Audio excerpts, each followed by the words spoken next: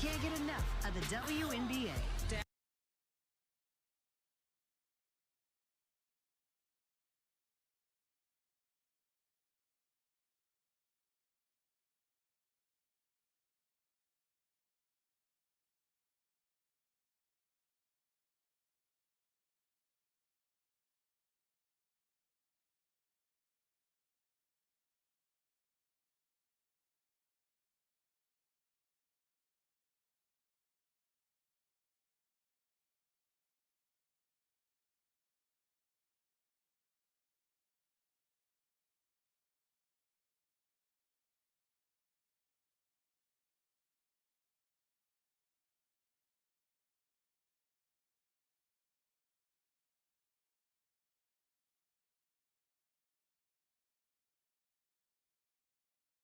Yes. I'm about to do live.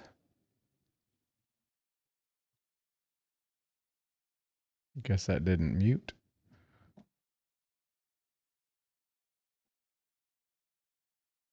Yeah, I'm live. I'm live. I know my daughter's talking to me, man. I'm about to go live and just take the lumps before the guys get here, and then that way build it up. That way we can just talk about everything else.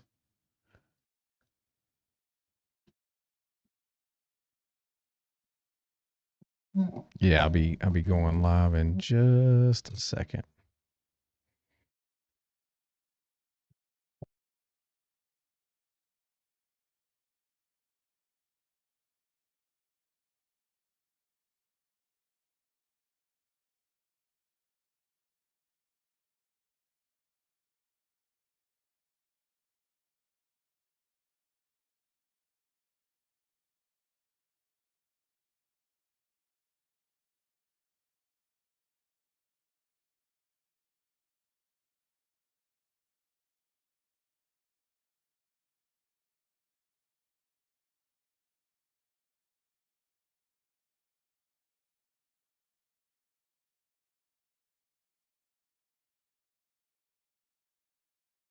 Yeah. He came over to my house too and helped me hang a TV.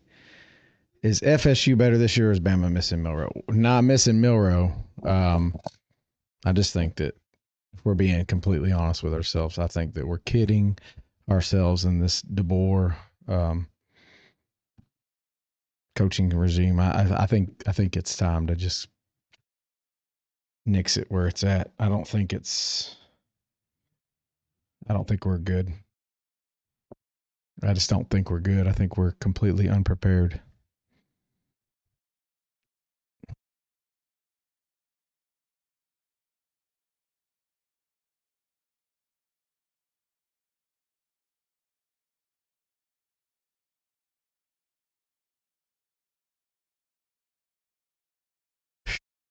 It was rough. It was freaking rough.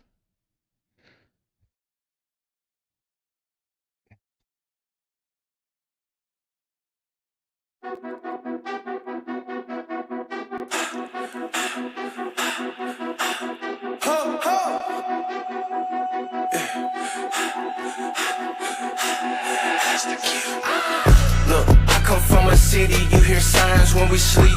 Heaven sent, hands down, vibes so unique. They ain't play their part, so my part is play for keeps. Why I a kid, but I never saw it. All right, you just got me for right now. Hold on, let me make sure I get this set up right. What in the hell? The rest of the gang will be here. They will be here. Don't have no fear about that.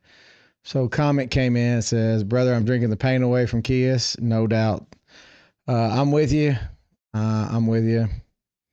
All the hype that we heard, everything that we saw, everything that we were told was a lie. So make no mistakes about it. FSU won. So anyway, we'll just."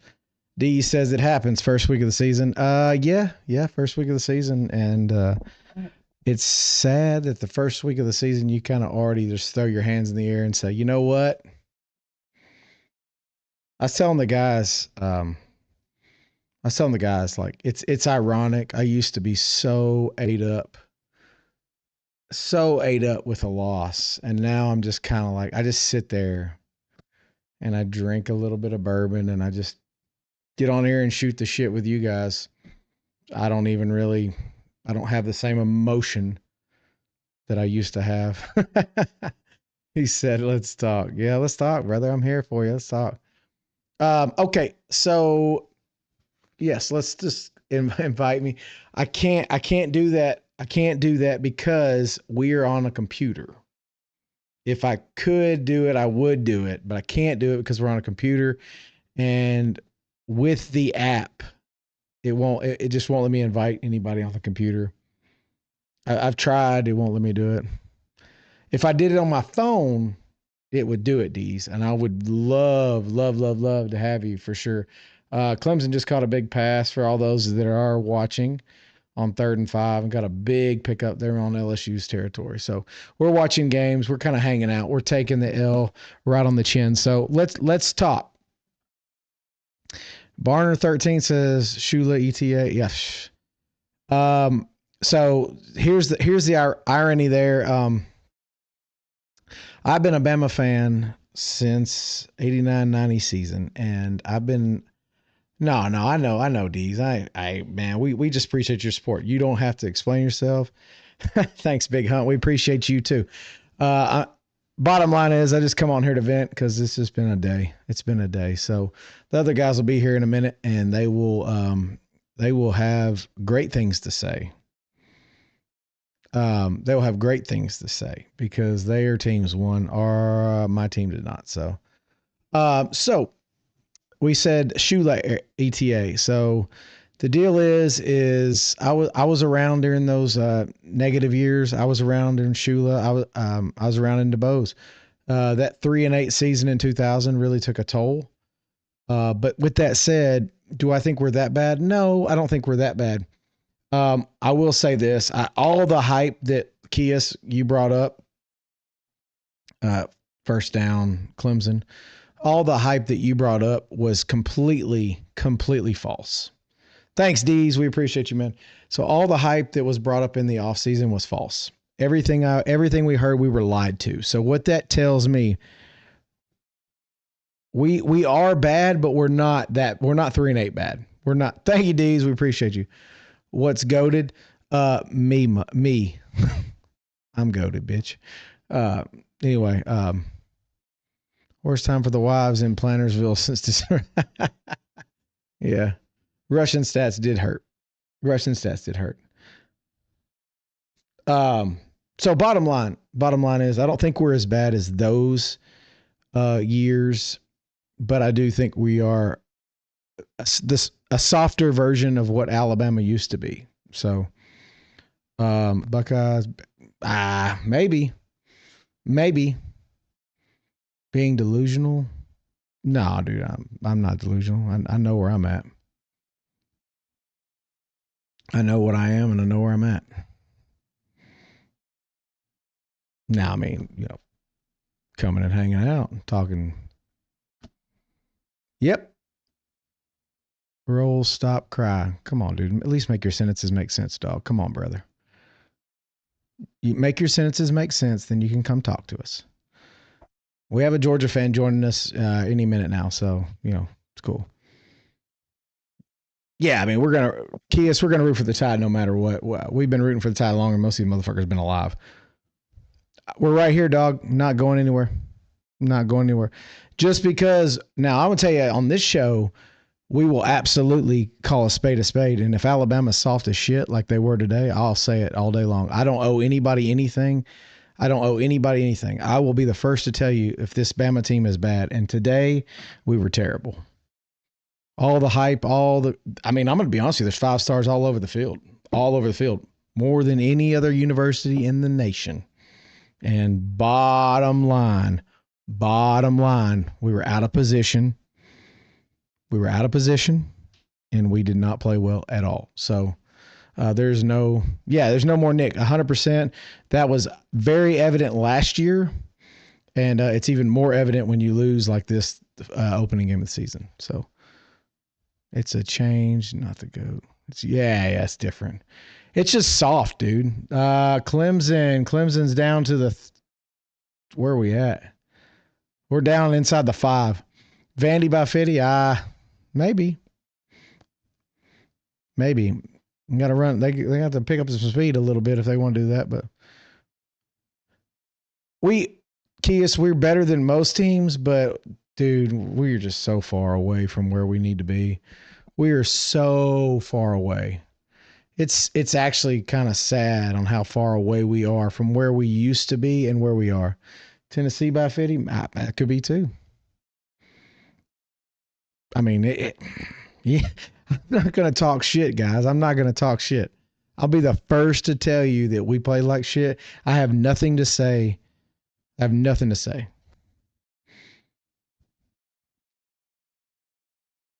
feel better if FSU. I won't feel better. We're better than them. Not today. Part of me feels like the coaches on defense just completely got out. I mean, defense got out schemed. Offense. All right, how do we feel about Ty? I felt like Ty was okay. Did he have that overwhelming? Yeah, Norvell did outcoach DeBoer. That's 100% correct. But like, did Ty have like some game breaking moment? No, but I thought he played okay. What's up, brother? Sorry. Simpson's. I thought Simpson's fine. All the days you talk shit to me, just rubbing it in because I can. Josh, we have titles to show for it. What do you have? I'll wait. I'll wait right here for you. I know it's all in good fun, Josh. I appreciate you coming here. I appreciate you showing up. Appreciate the support. Top 5 defense, and it definitely did not. No, dude. The defense is the most stacked unit on the field. And I'm just going to be honest with you. This 4-2-5, whatever shit that Womack's playing, I just don't like it.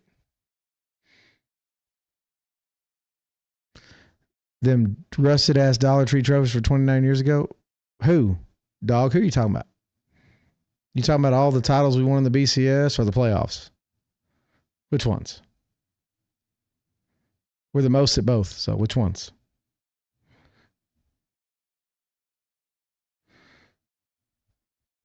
Ty did some good, but O-line blocked when they. Yeah, the O-line was very inconsistent today. Very inconsistent. Give Kirby Smart a blank check. He ain't leaving Georgia, dude. Decades ago. Our last title was in 20. Your last title was in 22. What are you talking about?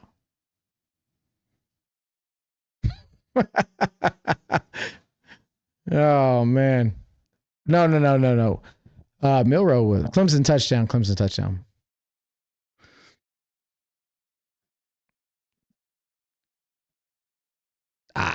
Georgia fans just, dude, that's all they got, bro. Focus on the now.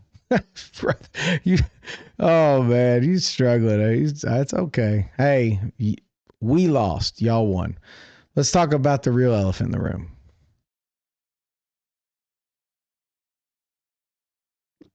Oh, man.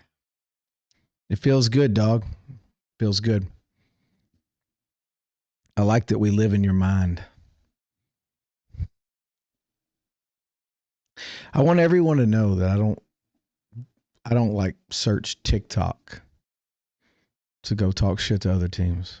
I should do that though. That'd be fun. Yeah, and dog, hey, just so you know, Big Hunt 88 there is a Georgia fan, been with us for a while. So he can attest to how we are on the show. It's all right, Rodney. Hey, man, it's all right. How do you feel about their season going forward? That is a very good question. I'm going to answer Rodney's question. So how do I feel about Alabama's season going forward? So we have a few games to try to right the wrong. And I say a few games, and I'm doing the one thing I probably shouldn't do. I'm doing what Nick Saban would advise me not to do. And I'm assuming that Wisconsin is a win. And at this point, I don't think we can assume anything. I think our next game's a win. It's a nobody. But the Wisconsin game, at this point, I'm not so sure. What I did notice today is DeBoer plays down to his competition. Always plays down to his competition. And the bottom line is until we get over that mental hump, I don't know what's going to happen. But I will say this: if you ask me today, I'm not going to be a negative naysayer. I'm not going to sit there. I want to be, but I will say this: I'm going to go on a limb, and I'm going to. Oh, somebody! Thank you for following. I appreciate you following. Like I said, we're going to try to get over the hump here, but I would say probably right now, unless we improve drastically, 8-4. Unless we improve drastically, 8-4. So I will tell you this: I've got all the fans here. I got everyone listening. I was on the DeBoer bandwagon. I was on it. I was like, "There's no way." There was no, but the lack of emotion and the lack of intensity that I saw today from the team, not even from the coaching staff. Forget the coaching staff. Let's just talk about the team in general. The lack of intensity I saw from the team, which is probably a reflection of the coaching staff, if you ask me. I'm off the bandwagon. If Alabama came out tomorrow and said we're done, I'd be like, all right, okay. And the reason I say that is because I don't think DeBoer has the nuts to make the changes that he needs to make. I think the defense coordinator, forget the numbers. Someone put it on there. I think I saw a stat. Well, somebody said this earlier. Like in the last 10 games, we're 5-5. I mean, it's that's not acceptable, man. They're not conditioned, bro. Pucking on the sideline. FSU is back. They are back. I mean, they were only gone a year, but they were undefeated the year before. Does DeBoer go on the hot seat or DeBoer goes on the hot seat 8-4? That's not acceptable with this roster. So we need to be very, very clear on when we say things. And so, Brandon, do you think we beat Georgia and Athens? Why in the hell would I think we beat Georgia and Athens? No. So the deal is, and this is it. This is the truth. I just don't see the intensity and I don't know the intangibles that we're going to need to win in this league. So not with this team. And the team is talented. The team it's riddled with 5 stars. The team's talented. The coaching staff, we're not in position. The scheme, we just get outplayed all the time and outcoached. So yeah, there's no swagger. Can't join. Oh, hold on, Riddle.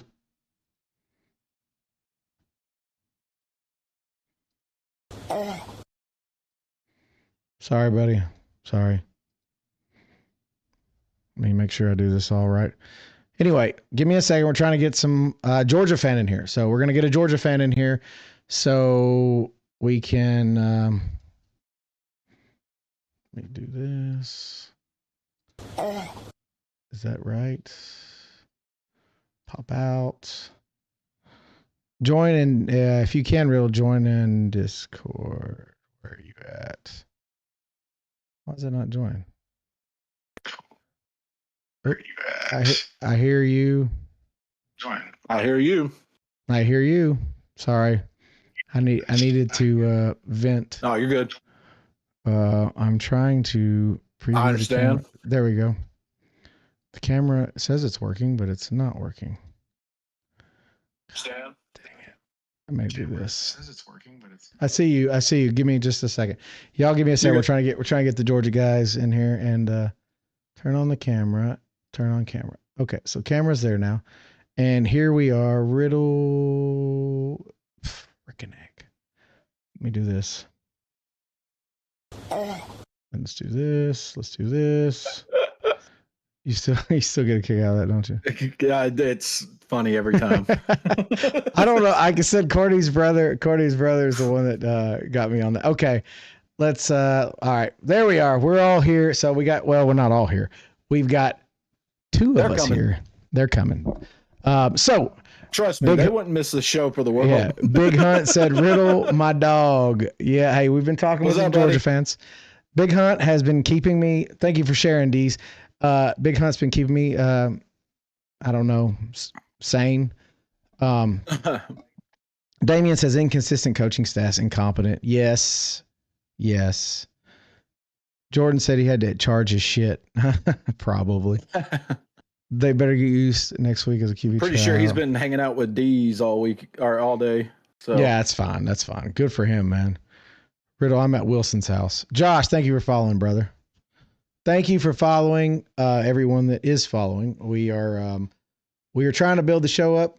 Win, loss, lose, draw. We're here. We support our team, and we'll get through this one way or the other. So share it out. Everybody love, share this thing out. Let's get this thing going. We need more people to talk shit. I'm down. Thank you for sharing, Riddle. Yeah, no problem. Big Hunt says, thoughts on Manning's first start. I'll let you take this one, Riddle.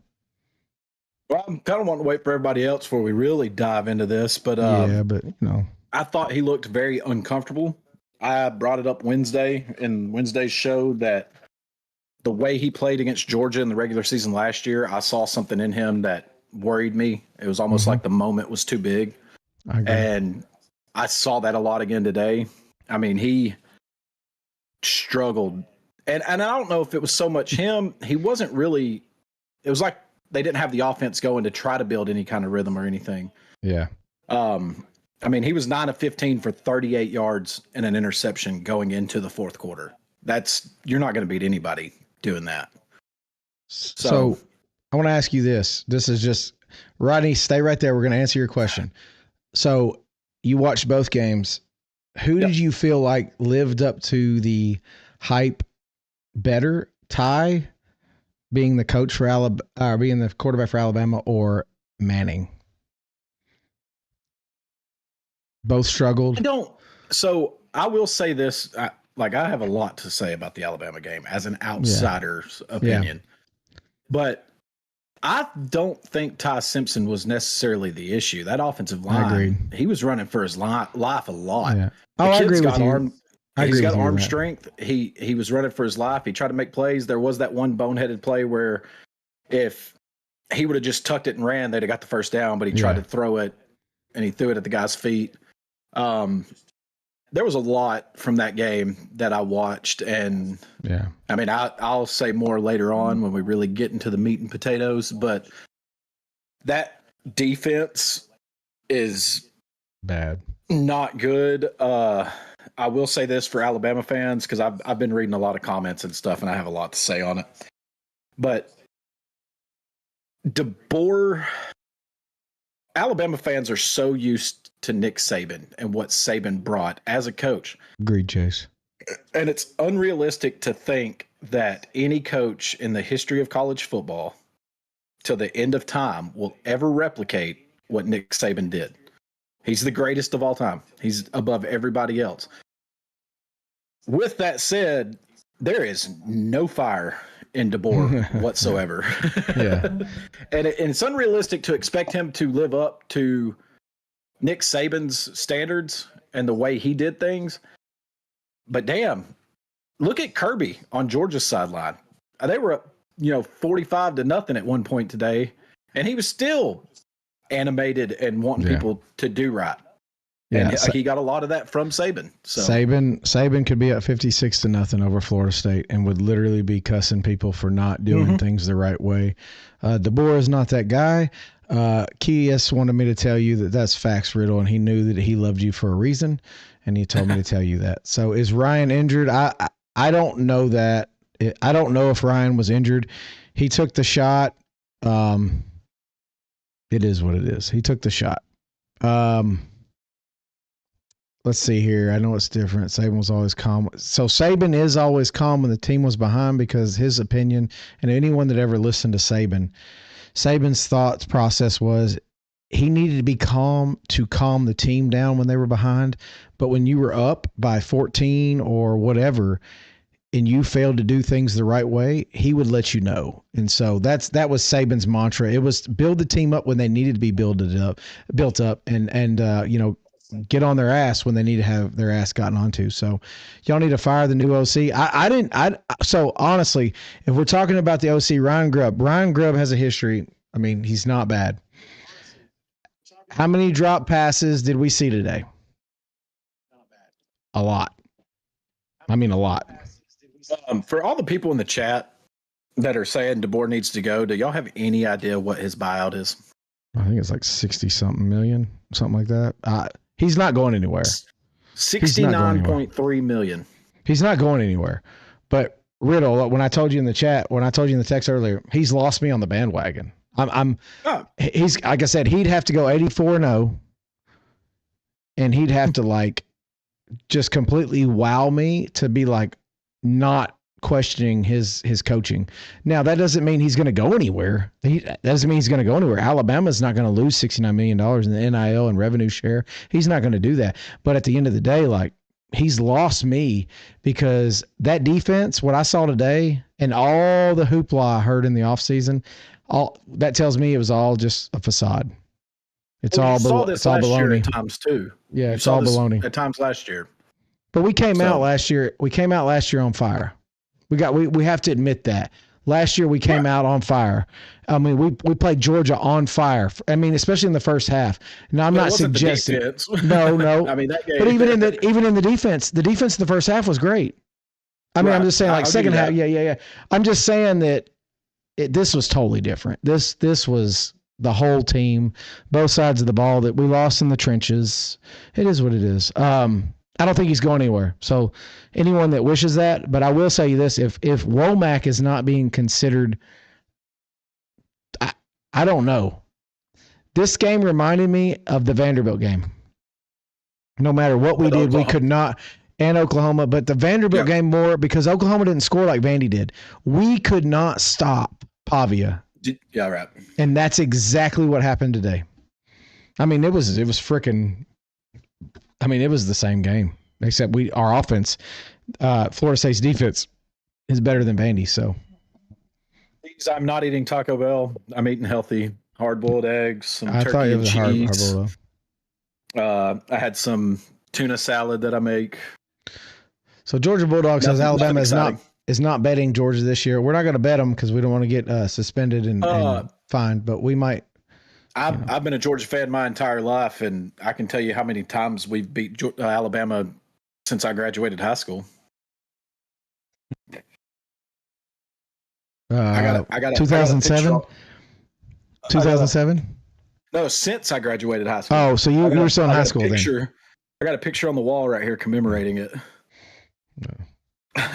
Part of Bama's defense to me is the 4-2-5 shit. Yes, Big Hunt, when they added Womack and they said they were going to run a 4-2-5, that is the first thing I said. That will never, ever, ever, ever work in the SEC.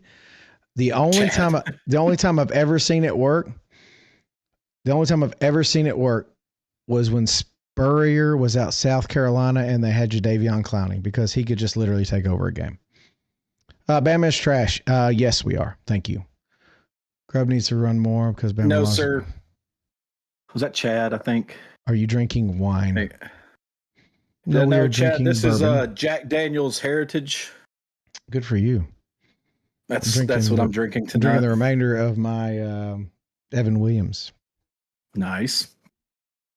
Yes, I agree, Roll Tide. He is trying to coach like he did at Washington. And I said this, me and him were talking, all of us were talking actually. And I told them the finesse shit will not work in the SEC. And that's what we're starting to see. The finesse stuff doesn't work. That works in the Big 12. That works in the old Pac-12. It doesn't work in the SEC. FSU running 3-3-5. It's not great either. Hey, we say that, Cool Hand Luke, but they absolutely look like they were prepared for Alabama. So drink one for me. Some of us have to work tomorrow on Monday. I got to go see my grandparents tomorrow, so I'm not going to drink too much. I too have to work tomorrow, so yeah. So Tommy says, "War damn Eagle. How about them Tigers, son?" I do think that I thought Auburn looked good. So Rodney, Rodney said this earlier, and he said, as a Georgia and Alabama fan, what did we think about Tennessee and their outlook for this year? I thought Tennessee looked okay at times. Just being honest, and there's going to be Tennessee fans that are going to come on this show in just a minute and are going to agree with what we said. They played okay at times. Their offense played okay. Thank you for following. Their defense left something to be desired. So there you go. That's that. My notes on Tennessee was Tennessee's defense is Dr. Jekyll and Mr. Hyde. They looked really good early, and then it was almost like they got way too comfortable and started trying to coast, and they started getting beat for some chunk plays, and Syracuse got right back in that football game, and Tony wasn't happy about it. He'll be on here shortly to discuss it. He'll start getting real animated. I think Heupel still can put up points. Nothing's changed there.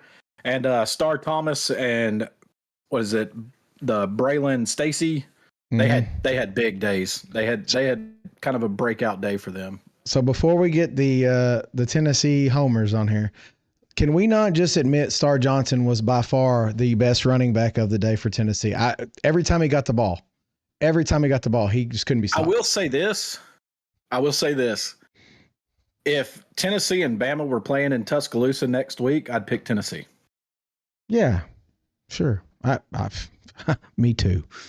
But they don't play until the third weekend in October, so I mean, there's plenty of time. The big deal with we don't. So let's talk about the truth of the matter. Alabama at home, for some reason, it's like night and day difference. When Alabama plays at home, it's like Goliath comes out of the tunnel, and it's this unbeatable force that no one can seem to mess with. But when we're away, when we're on the road, and this was even like the tail end of Saban, we just don't have that intensity. We don't have that discipline, and we tend to get ourselves in trouble. So Allen says, I think Bama can still go 10-2 this year. Ty just needs to gain some confidence. I don't know I don't think Ty has a confidence issue. I've seen him step up and make big throws today. Big throws. But he has no help. The offensive line is atrocious. D said Star will still be the third running back, though, and I agree with that. But he will be. It's nice to have that kind of depth in the backfield for sure. He will be. It's 4th and 2, LSU, 15 seconds to go in the half. We'll see what happens. Alabama was missing key pieces today, but it's tough to say that if you're relying solely on a nose tackle, a guard, and I know these are big pieces, and a running back, I'm just saying the depth should have took over, and it shouldn't have been so lopsided. If you said we lost by 1 point because Bama was missing key pieces, I'd be like, okay, maybe. We got our ass beat, so call it what it is. I'm telling you, that offensive line got whipped. It's terrible. They could not run the ball. And when you cannot run the ball, you cannot open up the passing game. And it's baloney because you saw they could run the ball at the start of the game. They just completely went away from it. They went away from it. And it could be the adjustments made by Florida State and Alabama. Just so everyone's clear, Alabama is terrible at making adjustments. Well, they had 29 carries. Alabama had 29 carries for the game. Mm-hmm. And 74 yards. And we had 50 yards, I think, on the first drive. So just to share. So once they got away from scripted plays, they were awful. Yeah, I'm sure. Yes, that's probably true. Like I said, I just don't see here it's 4th and 2, 15 seconds ago. Let's see what happens here. They're on the 13, it looks like. He's 12 and a half. That's game. It's not game. I mean, that's halftime. Sorry. Read on my head of you. I apologize. Yeah, that's a terrible play call. That's what we got. So I will say this. LSU does not look bad. They don't. I know the score looks bad right now, but they're playing better on defense than they did last year. And they don't look terrible. Clemson looks really fast to the ball. Really fast. So I like them on defense a lot. Offense, I didn't see a lot. I didn't see a lot to love on the offense. Their defense, though. Anyway. Yeah, Brian Kelly, it's still early. I'm not going to sit here and, I'm not going to talk shit. I don't have any room to. So, who invented the world is Florida playing? I've never heard of that team. They're doing what they're supposed to against that team. Brian Kelly can't beat say ACC. that. Okay. Yeah, I don't even know who's Florida playing. Let me see. I saw Luke in the chat ask if Auburn and Alabama played today, who would win? Who? Alabama who? And Auburn, the Iron Bowl today. It depends on where. I'm not gonna speak into that too much because Auburn gave up 419 yards passing. There's a lot of good quarterbacks in this league. And Baylor put up 419 on them. They have holes. They definitely have holes. They got a big win against Baylor. It's a power forward opponent, but it's early. It's early in the season. There's still things to find out. There's still time to get things corrected. If they played today, I think it would be a good game. Auburn rushed for 308 yards on Baylor. And from what I saw today from Alabama's defense, they could very easily do that to Alabama too. Agreed. But it all just depends. So the deal is with Alabama is they run the 4-2-5 and they will not abandon the 4-2-5. So with Saban, we ran a 3-4 base, but we ran out of nickel most of the time. But when you had a run-heavy team like an Auburn or like a FSU, we would go to the 3-4 and we would adjust. Thank you for the follow. We would adjust. I don't see that from Womack. I don't see that at all. Hold on, we got another guy showing up in the house. Let's go ahead and switch over. There he is. Oh no, he's not here. I gotta get him. I gotta get him in here. Well, I gotta get him in here. Oh yeah, I see two. Yeah, he ain't in here on the top. Yeah. He ain't in here. He's over there. See, I set it up for Tony, and I don't know why it does this differently every time. Okay, I'm coming, Jordan. Hold on, brother.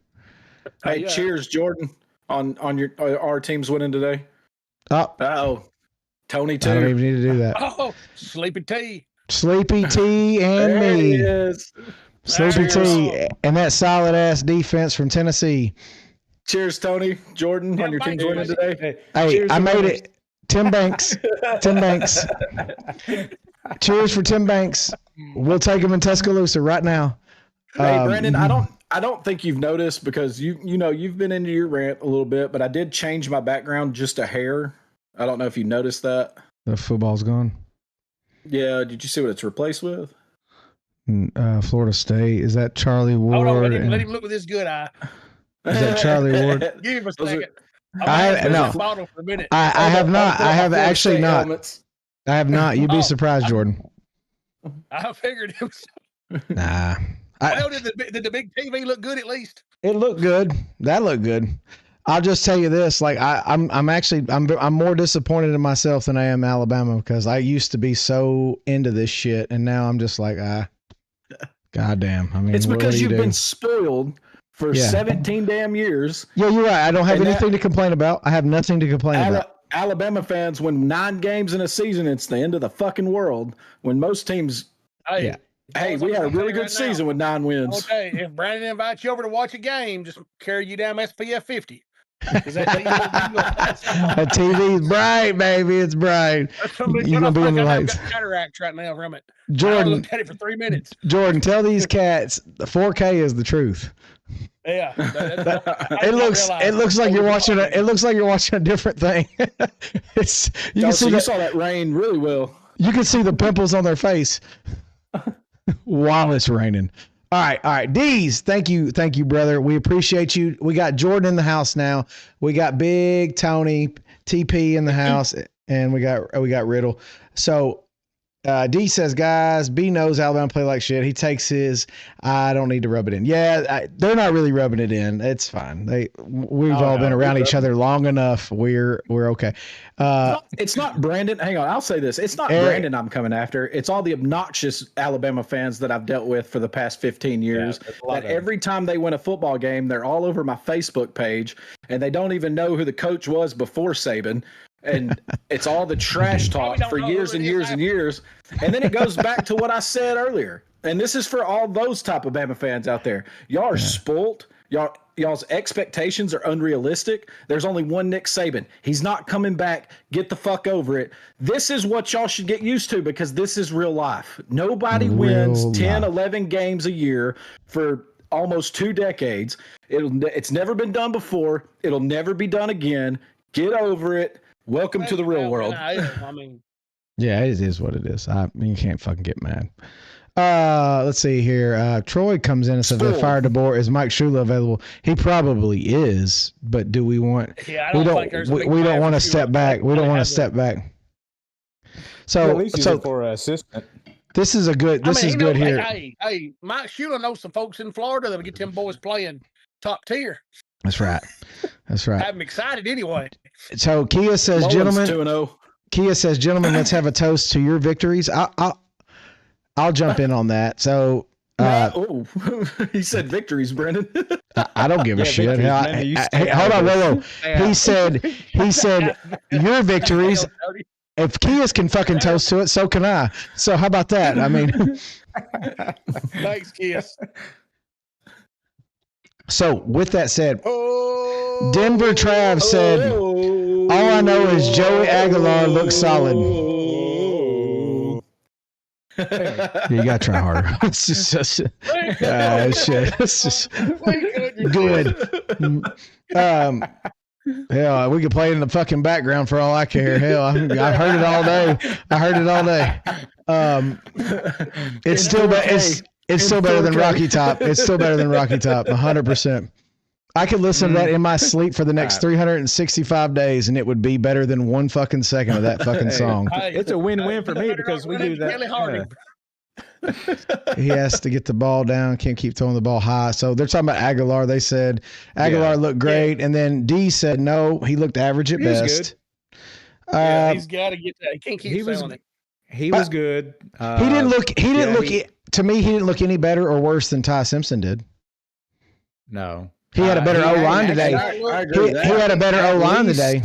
He had a better O-line for sure. O-line was great, and that's without Big Daddy Sanders. I thought he would look for the first game. I mean, it's going to take some time to get timing down. I mean, when a man shows up without any spring ball, I mean, you gotta have, like Jeff said, you gotta have realistic expectations of what to see out there. And he played pretty good ball considering the limited amount of time he's had to work with the offense. Kelly's been waiting 15 years to say that. For the Tennessee fans and what they endured last year, and I know Tony will agree with this 100%. Nico Iamaleava threw for more yards than Joey Aguilar did today in 3 games last year. Yeah, impressive. The rest of the games was in the hundreds or low 200s. I just want to say that he threw for more than Aguilar did today was against Chattanooga, Kentucky, and Vanderbilt. That's it. D says that class of a team. D says he didn't look better than Nico, to be honest. Clemson. You know, the Syracuse is that Chattanooga, Kentucky, Candy Vandy kind of team, but still. I mean, for me, I was shocked that we scored in the first quarter. You know, I mean, I know Tony said that would never happen under Nico, and he's right. A lot of times it did last year. Yeah. Kia says, can we say a word for Lee Corso? Yes, absolutely. We have absolutely done all. We kind of did a video on him earlier in the week. And Kippy says once again, play it again tonight. No. Hold on, Kippy, we got Kippy here. We got to get into this. Once again, Kippy. the SEC is overrated. Kippy, come on now. Your team struggle win Old Dominion. They did by like 13 to Old Dominion. Yeah, come on. Old Dominion was up the last I saw. Yeah. Yeah. They got them the Teamster straight line. It was the final score was 27-14. Struggle bus. Struggle bus. So we're going to continue talking. We are going to play our video for Corso just to give him a little salute, and then we'll be right back. I tell you what,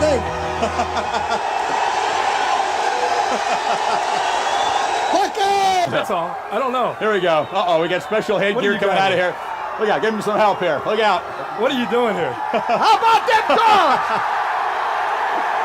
Oh, my goodness. I think we know which way Lee is going. Fans, huh? No. All right, not so fast, Right my here. friend. Notice this. It says Florida State National Champs 1998 gold. I would live in Athens if I didn't live in Orlando. I would have gone to Georgia if I didn't go to Florida State. But that dog is ugly. Give me this thing here. That's an ugly dog. Let me hear the song. Let me hear the song. Let me hear the song.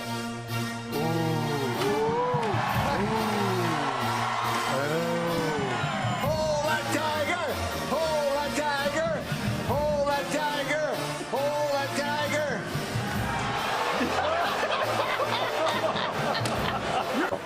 Go Bulldogs! Yale Bulldogs. Yeah, boss. Oh, wow. Not so fast, midget. Not so fast. How can you pick against SMU? Look at them over there.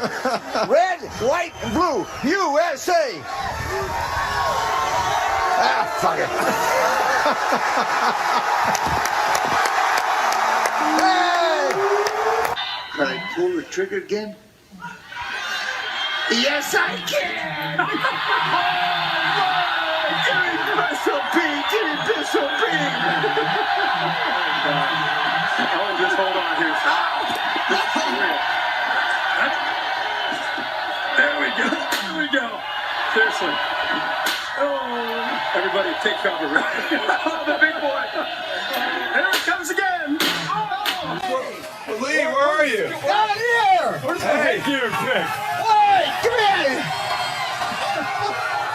Uh-oh.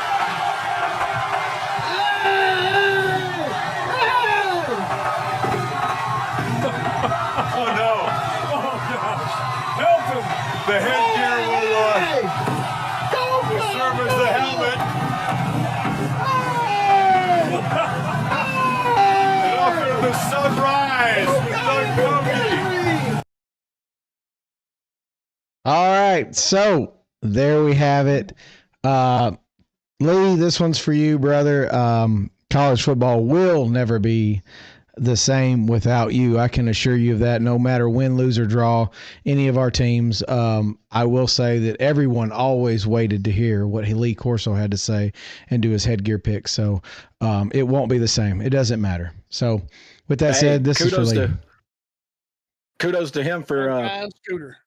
picking Ohio State and Florida State today. Yep. He did. He's still sharp. He's still sharp. Florida State did it for him too. I'm good for them, man. He is. I really got a kick out of the. So FYI, since the last fall, the Big Ten versus SEC is Big Ten 6, SEC 1. Okay. So What were we still talking about last year? I don't know. That's just what we live in these days. So hold on to hope. With that said, I will say I thought the thing with Corso was very well done. It was very tasteful, and I really got a kick out of it, and I really kind of dug in, and it made me think of Jeff when they were talking about Herb Street, want to dive into all the fucking stats, and Lee's like, "Hey man, we're just here to fucking entertain them." but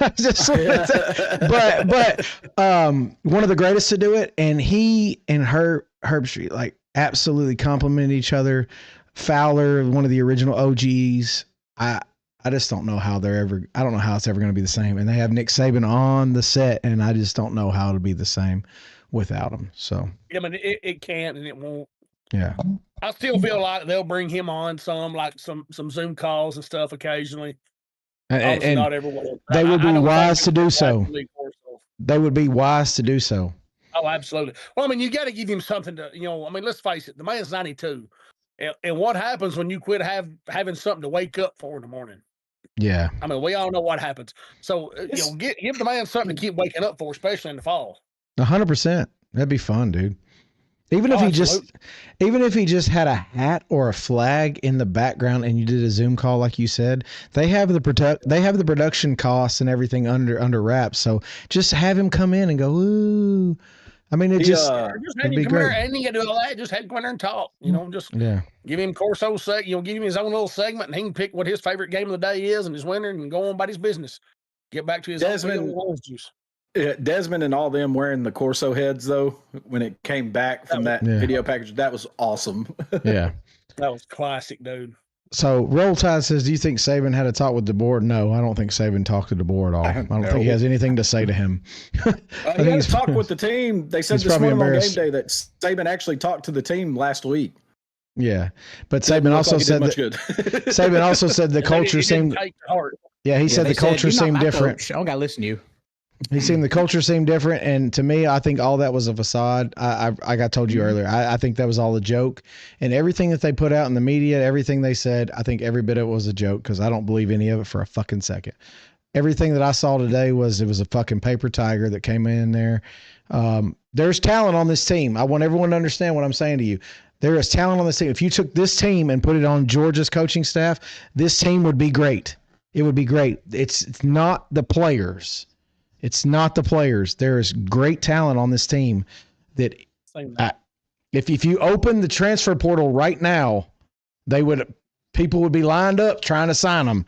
But unfortunately, you have to kind of live with it. I mean, some of them don't have the drive. I will say that some of them don't have what it takes to be a great football player. But there's plenty of talent down there, and if it stays, if today is any indication of how the season's going to go, the buzzards will be circling to pick that meat right off the bone. 100%. So someone asked me last year if Ryan Williams is going to leave, and I'm like, I would. I would. I mean, although like Ty tried to get him the ball and he dropped 3 wide open passes today. Wide open passes. He dropped 3 of them. And so Georgia dropped a lot last year. So did Jeremiah Smith. So we got to be honest, like 2 of the best receivers last year in the country dropped wide open passes today. I don't know if it's jitters. I don't know what the deal is, but I got to give a shout out to my man Squirrel White. I mean, he come out mid-season form, just dropping balls and falling down on the field. I mean, he did not miss a beat during that whole transition. He had an absolute dagger in the heart of Bama with that big catch. That was huge. He did have a huge catch. Huge catch. Big Hunt said that Ryan Williams. Big Hunt said Ryan Williams is looking like a 2024 Georgia receiver. I mean, that is the truth. Back to Squirrel White, though, they say, every now and then, even a blind squirrel fights a nut. Literally. He's not good. That motherfucking nut got dropped right in his fucking lap today. I'm going to tell you right now. And that catch, that was not an easy catch. He dove and was completely extended horizontally. Riddle, you can attest to this. And he caught that ball. It was good. Did he die? I didn't see it. Did he die? That was a good catch. Usually he didn't get up. G said, why the hell did they hire DeBoer? Who else were they going to hire? Who in the hell knows these answers, Number one, nobody wants to be the guy to follow the guy. Exactly. I mean, coaches understand that because they understand these unrealistic expectations, but there's always somebody willing to take their shot. DeBoer took his shot. So I don't blame the guy. He got paid well for it. Troy says, Squirrel can't catch a ball standing up. You're right, Troy. He can catch them horizontally, though, and that motherfucker did. Absolutely, probably the best catch of the day if you look at him. Between him and Tennessee, he had a bigger catch than – that was huge. That was a game-changing catch. Roll Tide 94 said he wants to hear y'all's opinion on Arch Manning. Oh. Well, it sounds like Peyton and Eli think he might have been adopted. I seen going around. I think that kid cussed the mailman or something. I think the most overhyped football player in the history of college football. I'm just being honest with you. Everything we've heard from the moment he was signed, because Riddle, he was entertaining Georgia, he entertained Bama, he entertained Texas, he went to Texas. From the moment he was signed, it was this guy is going to be gifted the keys of the kingdom and is going to be the next Peyton Manning. And I got news for you guys. We got Eli. We didn't get Peyton. We got Eli. Well, he had a 37% off target percentage today, which is the most by a Texas quarterback in 10 seasons. But I will say, I'm gonna give Ty. I'm gonna give him a pass, and the reason I'm gonna give him a pass is I think Ohio State's defense is really good with Patricia. I thought everything I saw from Ohio State, they look great. They look great to me. They did look great. So I'm not gonna sit there and say the big air float they had up at Ohio State today had a Nike cleat. The Nike shoe, There's no cupcakes. I hope they keep that same energy next week when Grambling State rolls in there, that FCS powerhouse. Yeah, the X I saw on that was somebody had commented and said, I hope they remove this before next week. Yeah, they got Grambling State rolling in. Yeah. Were you talking about Ohio State? Yeah. Did you see the Oregon? Did you see the Oregon where it said no cupcakes, and they're like, someone's like, "Hey, you better remove that before this week," because it was like a Nike. Ohio State. I thought it was. I thought that was Oregon. Okay, well, hell, man. No, it was Ohio State because Texas is coming in. They said because people are like Pittsburgh playing New Quezon and shit. I apologize. People are like, "Oh, we don't play cupcakes." And they're like, "I hope they take that down before Grambling State rolls in next week." Did you guys see the Hoosier Biden parachute into the stadium? The what? No, I completely missed that. Thank God. The Hoosier, Bison parachute into the stadium. Not. Yeah, because I thought they said Biden. He did say that, but then I was like, I don't know. And then Tony said, if you listen Wednesday, I said what I don't want to hear it. You don't want to hear what, Tony? What did he say? What did they suck? Did they suck? He said, this guy. He's talking about Syracuse, saying they were only the 93rd defense last year. I specifically said Wednesday. I don't want to hear any type of fucking slander because apparently, Joey Aguilar is supposed to throw 5 interceptions a game. He sucks. Yada yada. Nico this, Nico that. Doesn't matter. He did what he's supposed to do, and he didn't look like dog shit either. But I told you Syracuse was trash. Yeah, good game. I told you that though. Yeah, Syracuse and I told you trash. I don't want to hear it. I also told you they're trash because he had a solid game. Yeah, he had a good game. I didn't say he played bad. I said he played all right. Yeah, but this wasn't to you though. I know. But what I was saying is, even when it come down to it, Tennessee's defense, that was what was getting all the hype. And they look like shit. I don't care what anybody says. I will say, they better tighten that you shit hate up. on their defense, and I understand that. But I'm going to tell you right now, even going back to last year, when you needed a stop, Tennessee's defense was good for it. They found ways to get stops. Okay, we didn't get any stops. I'm glad they did today. I'm glad Tennessee did because they should. First off, they shouldn't have been in that damn boat against Syracuse. I do agree with that. Should not have came down to that. I do. They better tighten the shit up, or you're gonna hear a lot more complaining from me when it comes to their defense because that was piss poor effort. You were allowed to complain about anybody. You were allowed to complain about anybody you want to, Tony. It wasn't as bad as Bama's. Preston had a good comment in the chat, and I think Tony will appreciate this when he said DeBoer has the Snicker coaching style, just sitting there with his arms crossed. Sleeping. Okay. Sleep. So hey, we got something in common, Tony. Can we toast to that? Yeah, sleep. Can we toast to that? We got Sleepy Snicker and Sleepy DeBoer. I'll toast to Troy's comment that just came in. He said Tim Banks is the man. Oh, I'll toast you too. Fuck it. Stop it. I don't give a shit. Tim Banks is the Michael Jordan. He's okay. He's all right. Yeah. Tim Banks is the Michael Jordan. Tim Banks is. I'm just okay. And Riddle, you're spoiled with a very what I would call a solid defensive coordinator. Even if he's not solid, he has a solid mentor kind of leading him and guiding him. What do you think of Tim Banks? I think the guys should get his flowers. I mean, I think he's a really good defensive coordinator. Now there are times where I can understand Tennessee fans' frustrations, and it's like he's not bringing pressure when they get a lead. He's just sitting back in a zone, leaving big holes open. That's why I said the Dr. Jekyll, Mr. Hyde thing. When they were bringing pressure early and they were getting to the quarterback, they were pretty disruptive. They got the scoop and score, but then it was like, okay, we've built this big lead. Let's play safe now. And he starts getting picked apart. So I can understand their frustrations on that. I want to ask a question though, Riddle.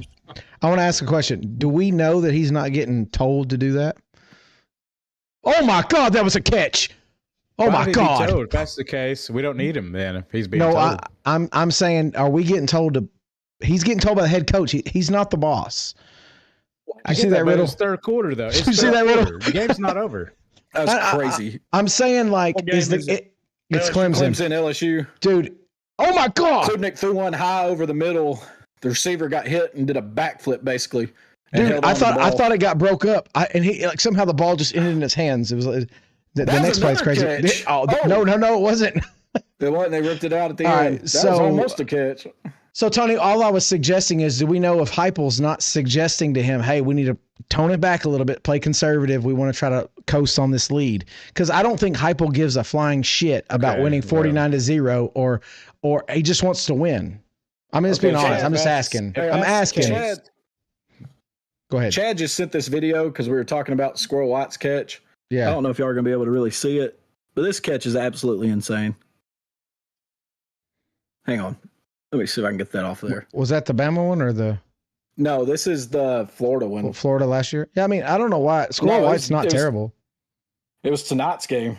Yeah. He's not terrible. He's not a terrible player. Not consistent.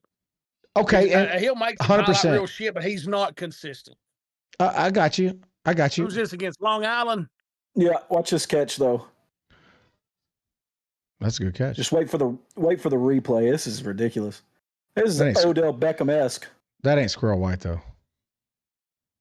No, that's freaking great. Oh, that's freaking great. That was incredible. Right Kippy says, no more talk about Clemson. You're 10 seconds ahead of my TV. Sorry, Kippy. We didn't mean to do that. Sometimes our reactions get the best of us. Big Hunt says, Riddle, what's your opinion of Gunner today? I thought Gunner looked great. I thought he played. Did you read it? Read the comment, Riddle. Read the comment. Just so you can see it and you can answer it to. So, question for Riddle: what's your opinions of Gunner today? To me, he stared down receivers too much.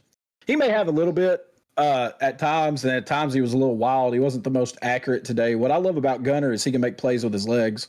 He really opens up a whole nother option, no pun intended there, on offense. And early in that game, Georgia looked like a well-oiled machine on offense. It got a little Mike Bobo-ish there in the second quarter into the third. But Tim Banks-ish. It got a little complacent, stuck in the mud a little bit, but then they got it going again. Stockton was 14 of 24 for 190 and 2 touchdowns passing, 10 carries, 73 yards and 2 touchdowns. First Georgia quarterback to have multiple rushing touchdowns since Stetson Bennett. So I thought he looked good today. Riddle, they called that a catch, by the way. The one on the sideline? Yes, because his knee was down and he had the ball and they ripped it out while his knee was down. Go ahead. Jeff, did Georgia cover? No. So Kirby pulled the dogs off. He pulled the starters in the third quarter, late in the third quarter. I know at one point it was like 43-0. So I know it was. It was 40. It was 45-0. He pulled the starters towards the end of the third quarter. Marshall went on a drive there in the fourth quarter, got 7 points, and Marshall covered their spread. So, like we just talked, which is exactly why I don't pick Georgia, because Kirby's not going to just destroy anybody. He's going to work on getting guys. He's not reps. James Franklin. He doesn't give a fuck about the spread. Hell no. I swear to God, James Franklin looks at the spread every week. I think he does it. I think he does it to fuck with Jordan. I think he goes, "Hey, where's that Jordan motherfucker at?" Yeah, you can see what Kirby's doing though. Like he was calling his timeouts there at the end of the first half, right around 2 minutes left, to try to get the ball back, work on a 2-minute drive. Like these teams that come up here know, well, except for Marshall apparently, because they thought they were going to win. They know what Georgia's going to do. They're going to play a lot of guys. They're going to work on a lot of things, and they're not going to embarrass you completely. Now, he called the dogs off a little earlier than I would have liked. I would have liked like 52-0 before you pull everybody out. But well, I mean, that's Kirby. That's why they don't cover spreads. I get his opinion though, because like I said, you need to have that second string ready. Next man up. Absolutely. Next man up. And he's not playing for spreads. He's playing for titles. Same thing Saban did at Alabama. Yeah, he's playing for titles. He's playing for titles. Bank on the cupcakes covering against Alabama just because Saban wasn't out there trying to embarrass you. He was out there trying to cuss his third stringers because they weren't doing it like he thought his first stringers should do it. That's right, Jordan. He's trying to get them ready. He wants them ready for when the moment comes to them. And that we say whatever we want to say. I don't care. A win's a fucking win, although sometimes a win looks better than other things. But if you won every game 2-0, and at the end of the season you were undefeated with 2-0 wins, you'd be a fucking champion, right? I mean, it is what it is. But Anyway, I don't fault Kirby for that. I'm all for it. If that makes the team better in the long run, go for it. Go for it. It's always get stuck in the mud with Bobo at least for one quarter. Yeah, that's cool. I agree. I mean, Bobo's not like the most turn your head, throw stats all over the page, but at the same time, as long as you're winning, I mean, I don't think anyone's going to do anything. If it's not broke, don't fix it. What Davis always said, just win, baby. Just win. Just win. And I'm the only one that didn't. So I'll drink to that too, because I didn't win. Fuck you, Tony. How's that H&H? Chippy. Hey. I switched over to Evan Williams. I switched over to Evan Williams. So I got to say this. Chippy just said that the one thing he doesn't like about Coach Cignetti is he keeps his starters in when he doesn't need to.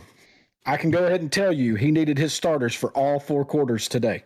There was no pulling the starters. I'm going to offer a different perspective, Kippy, because I literally watched a Bama rant after they lost by a Locked On podcast for Bama, and I literally heard someone literally complain that we rotated too much on Alabama because we weren't allowing the starters to stay on the field. So you can't have it both ways. You can't have it one way or the other. Just accept the win, accept what your coach is doing. There's no winning recipe. Kirby said he was at the game. They could have taken him out. Yeah, I mean, you're probably right. And like I said, you understand the flow of that game better than we did. We didn't watch it. I mean, I don't think. Did anybody watch that game? No. I'm sorry. I was just making sure. We didn't watch it. There's too many other big games to be watching. Yeah. I agree with you, but it's like, hey, man, just let the coach do what he's doing. It worked last year, and bottom line is you're 1-0. So you're 1-0. Let him do what he's doing. He's doing something right. He's doing something right. He's brought Indiana back to national relevance. So yeah, you're actually fucking talking about him. So how about that? Yeah. Because there was many years you didn't talk about Indiana. Big Hunt says this ain't no Big Ten country. 309 yards today, though. Indiana Good for them. Did. I mean, that's freaking awesome. Oh, Clemson is 3rd and 9 on the 30, 31. Kippy gonna unfollow us. You keep talking about this game. Well, Kippy, I'm not going to tell you what happened. What's the score on the Clemson LSU game right now? 10-3 right now. 10-3. And 10-3. I'm going to wait for about a few more seconds. And they didn't get the first down, so they're going to try to go. So, but I'm going to be honest, like, I am not impressed with either offense. I am impressed. Kippy says, I timed that perfect. Thank you, sir. Thank you. I live to serve you. But I will say I'm not impressed with either offense, Jordan, but I really like both of these defenses. I think they're playing. I mean, he pushed. Ooh. Yes, this is a miss. Sorry. Emotions run wild. I'm impressed with the defenses on both sides of the ball. So. Wide right. Hold on, I mean, like I told you, the other day in our group chat, I mean, teams take the biggest step between week 1 and week 2. Next week, you'll have a real, the timing. I mean, you can work all summer, all spring, all fall on timing, but till you get into live game situations, that's where you start developing your time as far as your offensive rhythm. Yeah. Of course, luckily, I mean, like us, we've got East Tennessee State next week, so they should have all the time and practice we need. Yeah, what you think of Star Thomas and Braylon Stacy today? I want to know, yes, who's the best running back on Tennessee's team? After watching that game today, who is the best running back on Tennessee's team? I mean, I like Thomas. I feel like he had extra burst, especially on his cuts. Every time he touched the ball, one hit did not bring him down. Yes. Yeah. He was Dylan Sampson-esque. Dylan Sampson-esque today. He's going to be your RB1. He's going to stay there. I know. I agree. And he's that guy that's going to hit a lineman in the mouth and push him back 2 yards. When you've got to have it, he's going to be the guy that gets it. But Star Thomas adds that almost kind of like Jeff, I'm talking about that Cash Jones. It gives you that little extra something out of the backfield. You can throw him in the passing game or hand it off, and he's going to be the absolute burner for you. is a bull. He is a absolute like I said bull. before the season, and y'all laughed at me, when I told you Tennessee could possibly be a Final Four team at the end of the year. But I mean, right now you can't disagree. We've got a 3-headed monster back there at running back. I wasn't laughing at you. They opened it. I'm just telling you, Jordan. John Bishop, second series Peyton Lewis, third series Star Thomas. I mean, and you kept guys fresh the entire time. What I saw today was I saw one big run from Bishop. He was consistent, but I saw when Star Thomas in the game, the offense moved. It moved. And when I say moved, I mean like chunks at a time. And not that 3 yards, 2 yards bullshit. I'm talking about chunks. Deshaun Bishop had the longest run of the game. He did. He got blown up in the backfield, and the guy did not wrap up. Nope. He did not wrap up at all. And he broke free.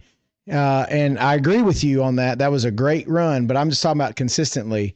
Like, Star looked great, dude. I mean, he looked great. You know what I liked the most about the O-line today, besides Joey had all day today, and he did. I thought that's what Nico wanted, but apparently not. And that was without. We'll find out what Nico wants. That game kicks off in a little bit. Yeah. But David Sanders, you didn't even have your best, possibly your most talented offensive lineman out there, the true freshman 5-star plus player. You didn't have him on the left tackle spot. Most upside, Tony, but I think it always takes about a year to get to where you're a really solid contributing O-lineman. He's going to start. I do think he's probably your best overall as far as ceiling, and he's going to be a first-round draft pick when he leaves. I agree with you. I'm not saying he's coming out to be a Joe Thomas off the rip, but what I'm saying is they did it without him. If they could do that without him, I only imagine how much better it would have been today. Protection-wise, open up holes. You don't know. So you don't know, Brandon. He was going to be left back. He was going to be starting.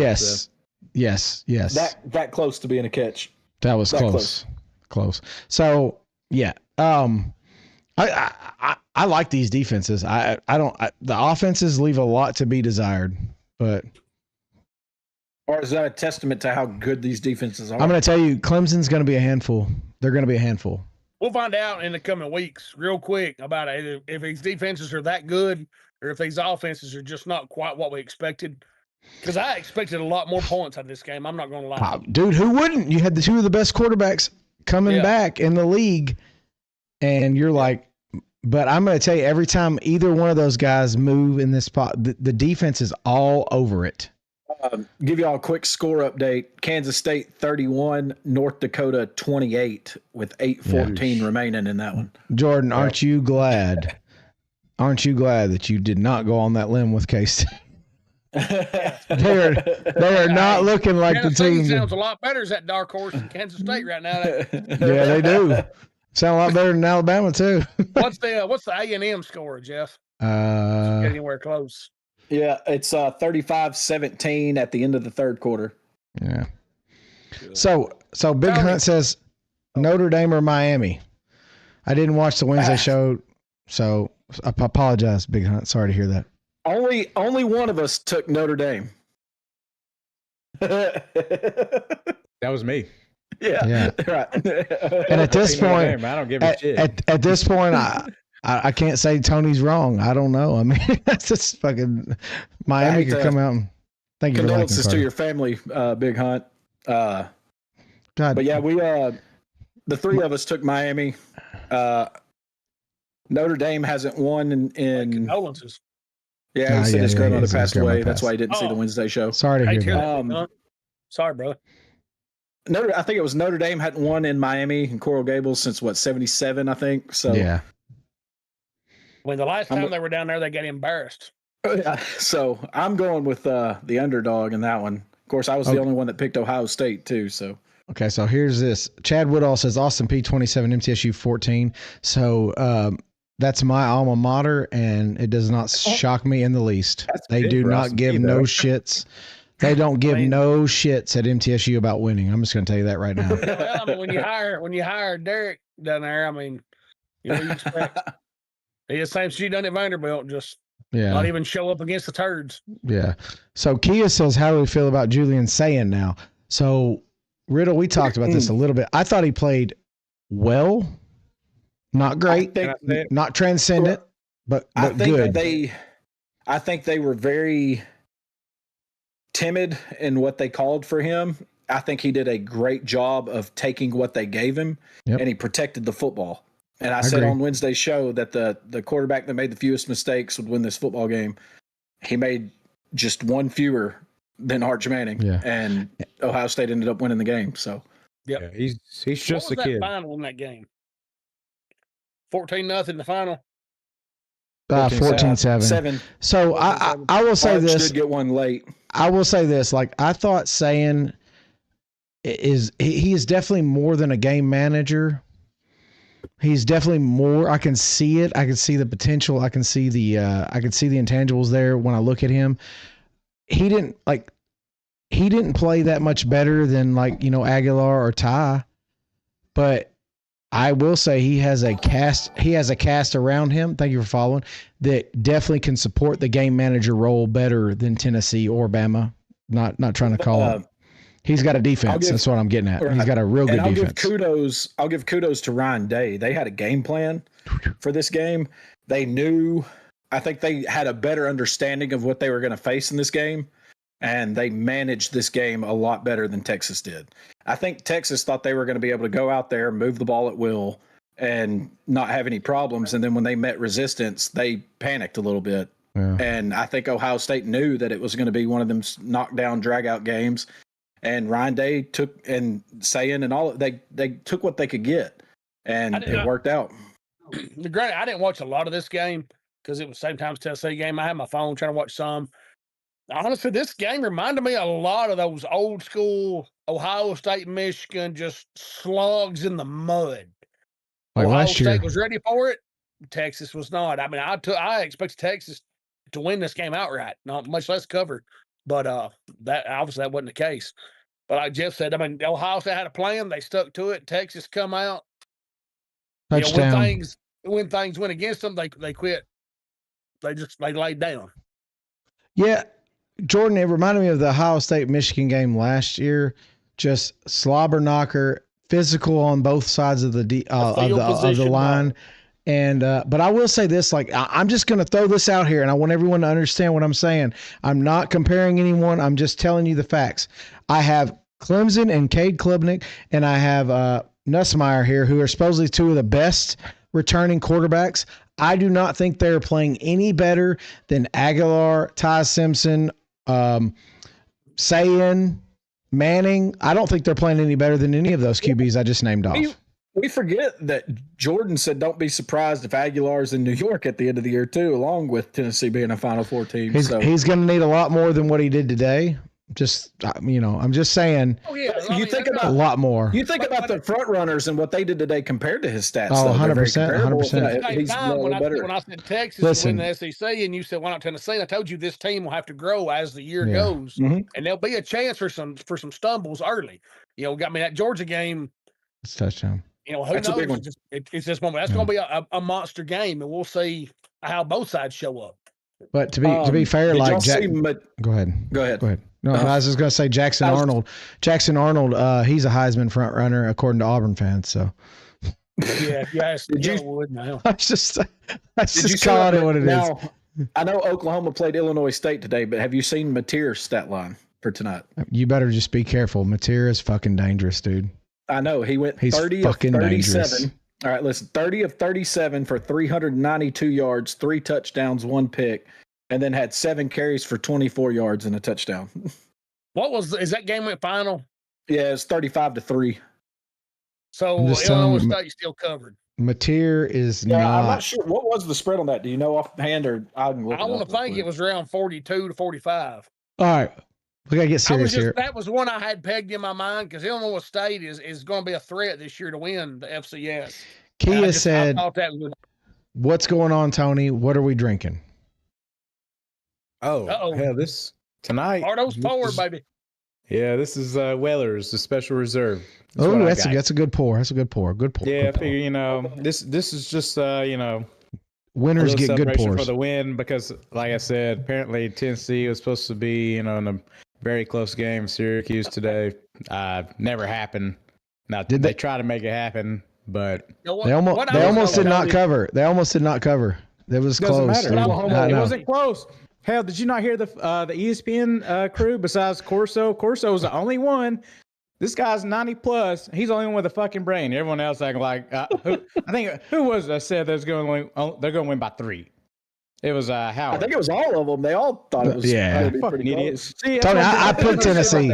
I picked Tennessee to cover the spread. Football. I'm just saying, like, I love Fran Brown as a coach. I like him. But he had to replace a whole lot this year. A whole lot. We talked about it Wednesday. It's going to be a rough year for Syracuse, and I hope that they played better than I thought. That up there and give him the time. They played better than I thought they would. 100% better than I thought they would. I thought it was going to be about 45-10, Tony. That's what I thought. It was going to be about 45-10. If we're just being honest. Carter asked, who do you guys think will make the Natty? I think it's changed since our preseason. So, I think it's wide open right now. I mean, what I've seen, there's several teams that could find themselves there. I'm still going to go. You know what? I'm just going to tell you this, and I'm going to stick with it. I'm going to say Penn State because I do think they have a lot. They have a lot. And their defense is not bad. What they have yet still. I mean, we do know what they have because they had it last year. We know what they have. I'm just saying on offense and on defense, it's still solid as can be. I'm just suggesting that Penn State, Ohio State, it's going to be one of those, but Penn State right now is my pick. And I'm going to go Georgia. Of interest. I'll go Georgia. I like that. Give you a score of interest real quick. In Ann Arbor, Michigan 27, New Mexico 17, 140 left in the third. Wow. I told y'all that Oklahoma-Michigan game was going to be one to watch. I'm just telling you right now, Mateer is the truth. It would not surprise me if he doesn't go to Oklahoma and he's competing for a. I'm just telling you, he's competing. He's in New York. I mean, I don't. Because it won't surprise me. They're gonna throw. And so I'm gonna ask Tony this. I was thinking about this all day, Tony. I want to ask you a specific question. Do you think Tim Banks is deep? What?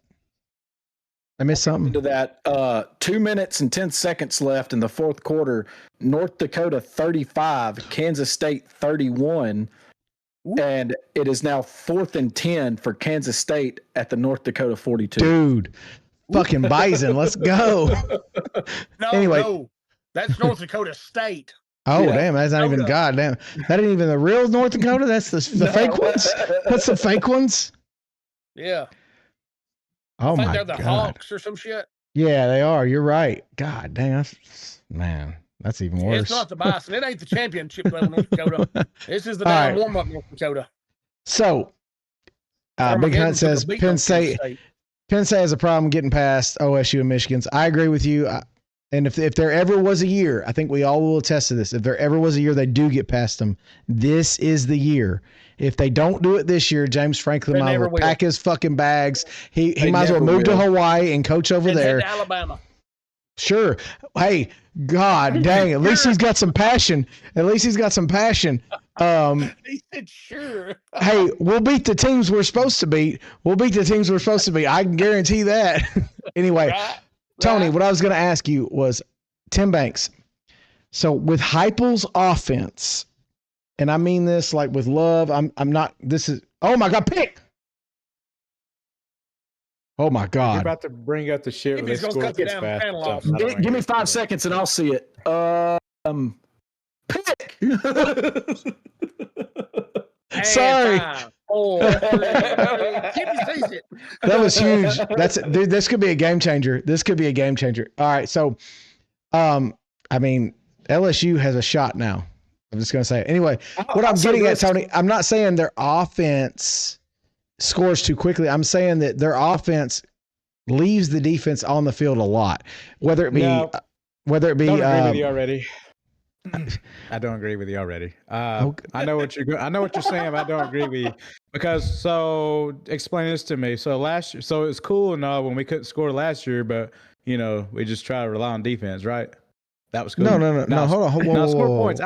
First off, time out. I don't give a shit how you quick scored points. You did win last year. This year. Yes, but what I'm saying is we scored points, but I'm going back to a couple years ago too. I heard the same shit. I'm just saying this year, the defense this year. What about it? Like, I mean, you had explosive plays in the offense, and you were all. I mean, the defense got no breaks pretty much the whole game. It was like boom, boom, boom, or it was boom, boom, and then like a turnover. You know what my philosophy is? Fucking score. Y'all talking about just win. Well, fucking just score. And second, they did score. Yes, I know. So how'd that work out for Tennessee last year? I'm just saying that last year your complaint was they didn't score. Now they scored. And I'm saying that is it possible that the defense struggled because they scored so quickly? No, that's a stupid excuse. No. Let's not give Tim Banks. All I want to ask, Riddle, can you think of one offense that scores as quickly as Tennessee does that has a solid defense? I'm just asking. I don't know. This is not me saying I know things. I'm saying, like, is there one out there? Kansas State turned it over. God. I was just about to say that. 158 left, and Kansas State. So what I'm getting at, Tony, is I'm not arguing with you about Tennessee. You know more about Tennessee than I ever will. I'm saying that Tim Banks does what he's asked. That's what Heupel's asking him to do. Go get me the ball. Let me score. Go get me the ball, let me score, and then all you need to do is get that many stops and keep me ahead. I'm fine with that, as long as I guess you can get some stops. Yes, he got stops. He got stops today. If this is reverting back to the Hendon Hooker, when we had the Hendon Hooker, that's what we did. We scored. Exactly. That was your best team in a long time. 100%. And in the last 2 years, it didn't work out like that. You know, I do want to say this. That's why I would rather see Tennessee just put up points. I don't give a shit. But the thing is, you're still playing Syracuse, even when they had Hendon about 3 years ago. Yeah, you're scoring points even against teams that were lesser in talent. Shit, the defense wasn't that shitty. The issue was when they started facing more stiff competition. That's when they started running trouble. What does this say here? Yeah. It says here, Troy Carter says that's why we have O-linemen get hurt on the extra point after every quick score. I will say this. Troy's not wrong. In Tennessee's defense, when you have an offense that can score in 35 seconds after you just went through a 12-play drive, bearing down to get a stop, and then you immediately have to go back out there repeatedly, time and time again, if you don't have just incredible depth, you are going to struggle at times. And Riddle, I agree with everything you're saying. Do you remember when Saban went over there and chewed fucking Lane Kiffin out and said, run the fucking ball because he goddamn couldn't get a break? I remember it. I'm just saying it is a thing. It is a phenomenon. I agree with you, Tony, that it shouldn't fucking matter. Do your fucking job when you're out there. But unfortunately, we don't have goddamn Lawrence Taylor running through the fucking tee right now. I mean, that's all I'm saying. You know what? Hey, don't put yourself out there for 12 fucking, 12, play drives. Oh, hey, it's first and goal LSU. Yeah, I just want to say for the record that Kansas State was a 25.5 point favorite in this. Dude, that's a touchdown. That's got to be you've got to review that. That's a touchdown. LSU had a touchdown. That's a touchdown. And someone tell me otherwise. It looked like he was inside the pylon. There's no way. That's a reviewable play every single day, any game, NFL. That's a touchdown. That's a touchdown. That's a touchdown. That's a touchdown. LSU takes the lead. Mark it down. There's no denying it. I want to know what he saw. Why he didn't say it was a touchdown to begin with. Kia says that's a touchdown. Okay, Kia, you asked a question. I'm going to ask you. Question for y'all. I'm not going to answer this one because it is a Bama question, and I don't want to be. It says, where is Bama if they win out the rest of the season? Tony, go first. What was the question? I just got back. Yeah. If Bama wins out, where are they in your minds? If they win out, that means if they win out. If they win out, they've beaten Tennessee, they've beaten Georgia, they probably beat Texas in the SEC championship game. I mean, they're obviously going to be they're going to be a playoff team if they win out, plain and simple. Yeah. But from what I saw, I mean, from what I saw today, though, I mean, that's a big if. Yeah, that's a huge if. That's almost an off. I mean, I said it earlier. From what I saw from both teams today, and I watched basically every snap of both of those games, I'm leaning in favor of Tennessee and Tuscaloosa to break that streak this year. Riddle, they just called that not a catch. They just called that not even a catch. Was he juggling it? It did kind of look like he might have juggled it. The ball is fucking stable. There's a good chance, Jeff, I'm going to be in the stands in Tuscaloosa for that game. So I know Tony's going to be there. I'm thinking real hard about it. But I'm going to be there. Well, the ball moved when it hit the ground. The point of the ball hit it, and it caused the ball to move. And that is the rule, unfortunately. Yep. I've never been to Bryant, Denny. Might as well go in there and start off the win, baby. Hey, it's a beautiful fucking place. You can see it in the background. You can see in the background. It's a fucking beautiful Probably place. About as beautiful as fucking Starkville, that damn shithole. I can guarantee it's more beautiful than that. I can guarantee you that. It's not hard. I was gonna say it's hard to beat. It's hard to not be. Goddamn Vanderbilt's more beautiful. Vanderbilt's more beautiful than Starkville, Mississippi.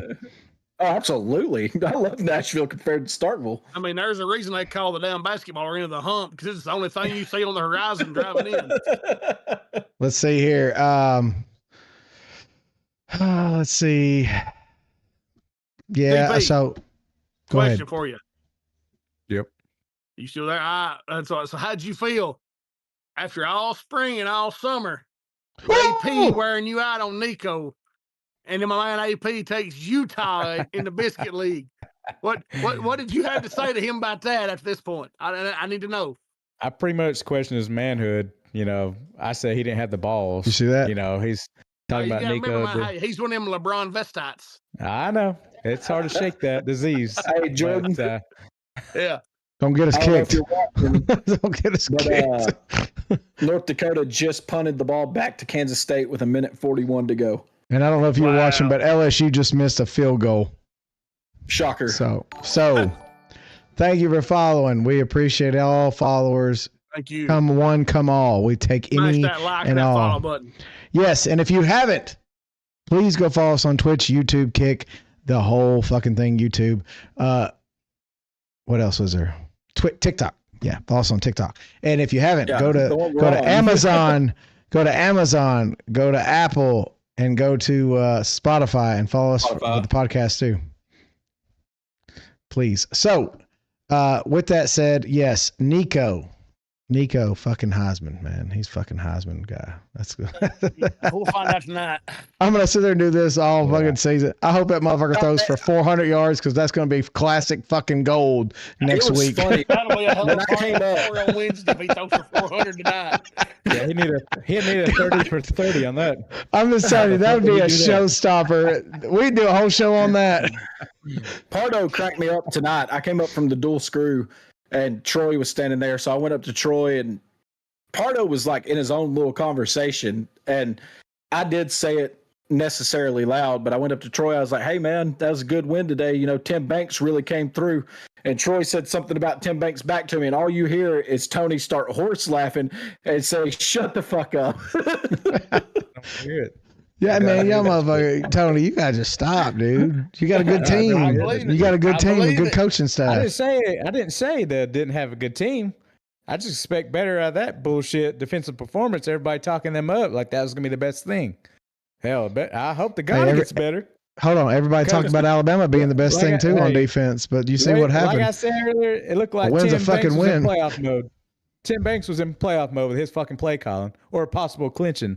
You know, just go back to the South Carolina game. I guess, a few years ago. If he was in playoff mode, Tony, you would have got your ass beat. Exactly. No, remember. So remember that. And this was Syracuse. Yeah. Now go play another team that has more talent. You know, equal as talent as you, possibly more, and then we'll see how that shit goes. Hyper going to tell, hey man, just back off. We got this. Okay, you're gonna get stopped a few times. You can't have your defense give up score area possession. We need everybody to go and push Twitch for us. That's what we need everyone to do. Go push the Twitch platform for us. We need to get this thing to where we get 50 followers and we get 3 concurrent viewers. So please, everyone push Twitch for us. Not saying tonight, in the future. Really appreciate it. Please push Twitch. We want to try to build this thing up. So, yeah, I mean, right now, man, this is a crazy week 1.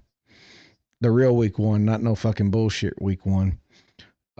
Kansas State has the ball maybe back. It's just me, but I don't remember this as a kid growing up in the 90s. You didn't have number 1 versus number 3 opening weekend. Everybody played Charleston Southern, Jordan. Tarleton States. Everybody played those 2 or 3 tune-ups before conference play fired in. I think they said about Tarleton State. Hold on, whoa. I said this. Hey, Tarleton State believer right here, son. I said this earlier.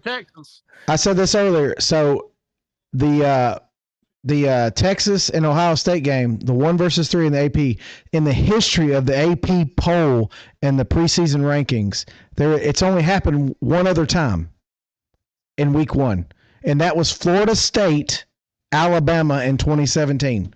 That's how recent it was. So this is not the norm, and kudos to these teams that are doing this, because it does make for a great football Saturday. Even like the Florida State Alabama matchup, it wasn't as. I mean, it's great football, and you're not wrong. I'm just saying, but like even LSU, the Clemson. I mean, you didn't see these bigger matchups. Everybody played a couple of turds, unless you were a turd and then you played somebody. But you played a couple of tune-up games to get the timing right before you hit into what really counted. So you make it make sense. Here says, Kia says, oh, that's pass interference. You got to throw the frickin' flag, dude. That's pass interference. That is pass interference. Preston said that Nico will go 13 for 28 for 145 yards, 1 touchdown, and Utah will win by 9. Someone watch this LSU. Tell me this isn't pass interference. Tell me this isn't pass interference. He was.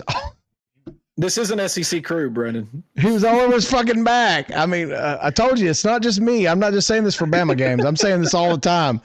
I have no faith in the SEC. I don't care if they're playing Tennessee against Vanderbilt tomorrow. Baby.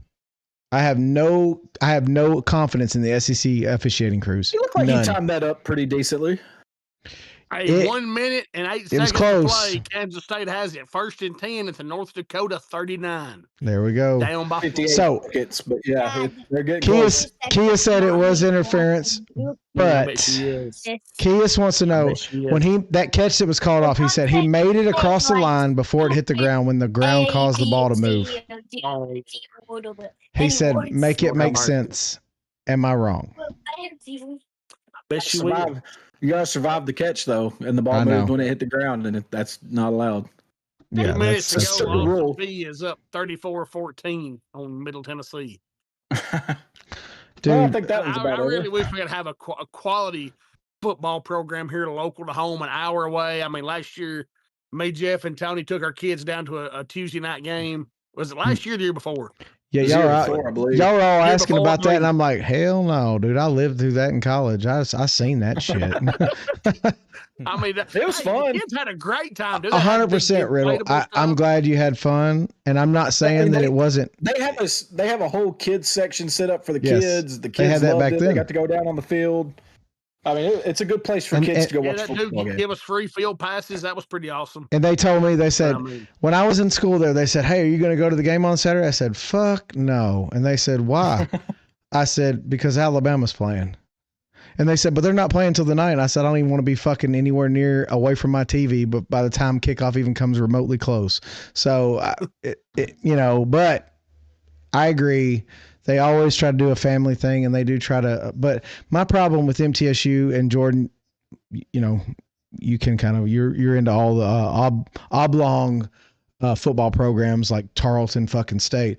My point is MTSU when they redid that stadium, I don't think I've ever seen a game where they've actually sold it out because they haven't. They've never been committed to winning. They are not committed to winning, and you have to win. Hey, I got a final in Nashville, Tony. Ooh. I already know. Okay. 84-0. Vanderbilt 45. Okay. Vanderbilt covered the spread. That was Tony's 7-pointer was Charleston Southern. God dang it, change Tony. the fact that Pavia still sucks ass. You're going to lose that biscuit.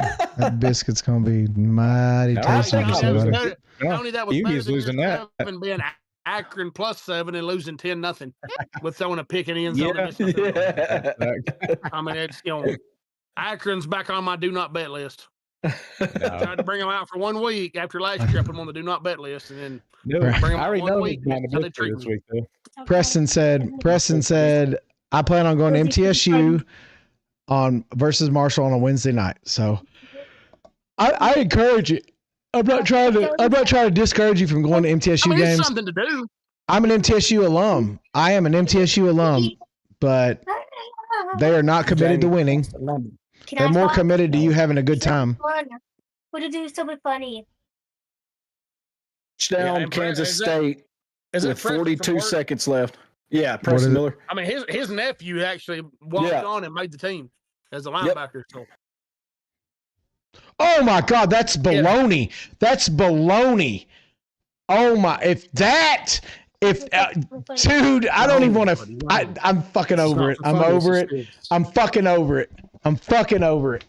I'm over it. I don't want to fucking hear a word. By the way, Kansas State scored with 42 seconds left. They're up 38-35. I'm fucking over this shit. Oh, I see it. I see it. I see it. I see it. Okay, I see it now. I thought they were going to call pass interference. It was a hold. It was a hold. Don't count out Avery Johnson. He don't want to see his dad and his brother fighting in the stands after it's over. He knows he better win this one. God damn, I was sitting here like, Big Hunt said that should have been a TD for LSU. If the ball was caught in the end zone, you survived the ground. Yeah, I mean, but he didn't. Kansas State's not going to cover, by the way. Yeah, I'm confident in that. Thank you. Yeah, 25.5. Can we all just take a brief moment and give a shout out to KK, who's watching us diligently and not scrolling through her TikTok like most women would. Let's please all give a shout out. This tip of the cap is for you, my friend. We appreciate you. She threw the bird. Why? We were giving her some props for not. She's an asshole. Well, we were just giving her props for not scrolling through TikTok and actually listening. Kia says he tips his cap too. She does usually listen to us. I'll give her credit. I give her credit too. I was giving her credit. I'm like, yeah. She enjoys listening to us. Yeah, probably fucking banter that we fucking have. The back and forth. I think that's the most. And I do want everyone to know out there listening that we do this. Oh, she said she was just flipping me off because I was looking at her. Oh. So I want everyone to know that we do this even when we're together, like in real life person. We do the same shit you're hearing us talk. We do the same exact conversations in real life. Jordan was over here today. The conversations do not change no matter where we're at. It's always the same. It's always the same. So whether Riddle's correcting me or with the stats, or we're always the same. We're always the same. It's always the same with us. Just so y'all know, Brandon stole a Taco Bell menu and I had to help him hang it on his wall. You damn fucking right. That fucking looks good. You can ask you, the first thing I asked him, I said, hey man, when we turn this on, is like the Taco Bell menu going to pop up? Like, who did you buy this from? LSU is driving, boys. I will just say this. That Taco Bell 8K menu looks fucking great. I'm glad it does. And they tagged on roughing the passer. God dang, LSU's driving, boys. Have you got your TV set up outside yet? Oh, no. That tiger. If I did Riddle, I'd be out there watching it because it'd be a lot. Well, I can't do that because if I do that, then I wouldn't be able to go live with you. But we'll just have to figure out how we can just all come over and do a live outside. All we got to do, I've got it figured out. All we got to do is have a very wide camera lens and just have it back far enough to where we just have to sit back far enough and just have a microphone. I have a microphone that will pick us all up and we could do it. I have the laptop. We could do it. 100% we could do it. I really want to get the TV we took down, Jordan. Sorry guys for y'all listening to me. We're just ranting now. But the TV we took down, I'd like to put that on a fucking like a wheelie station motherfucker and put it out there by the hot tub. Just have that motherfucker just have that summit roll it out there and go, hey guys, we're going live out here at the on the porch. Alabama Hater 69 says, what about the Tide? Well, you came here, so I'm assuming you already know. How about that? Put it this way: when I got on, hey, what are you 69 in? What are you 69 in? Are you 69 in Auburn's asshole? Hey, Chad, I know a good cameraman. Man. I'm just playing. Sorry, bro.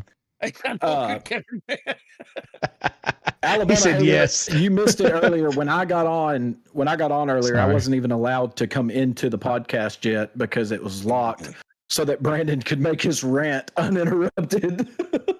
It wasn't locked. I just wasn't on. I wasn't on the Discord yet. I wasn't on Discord yet.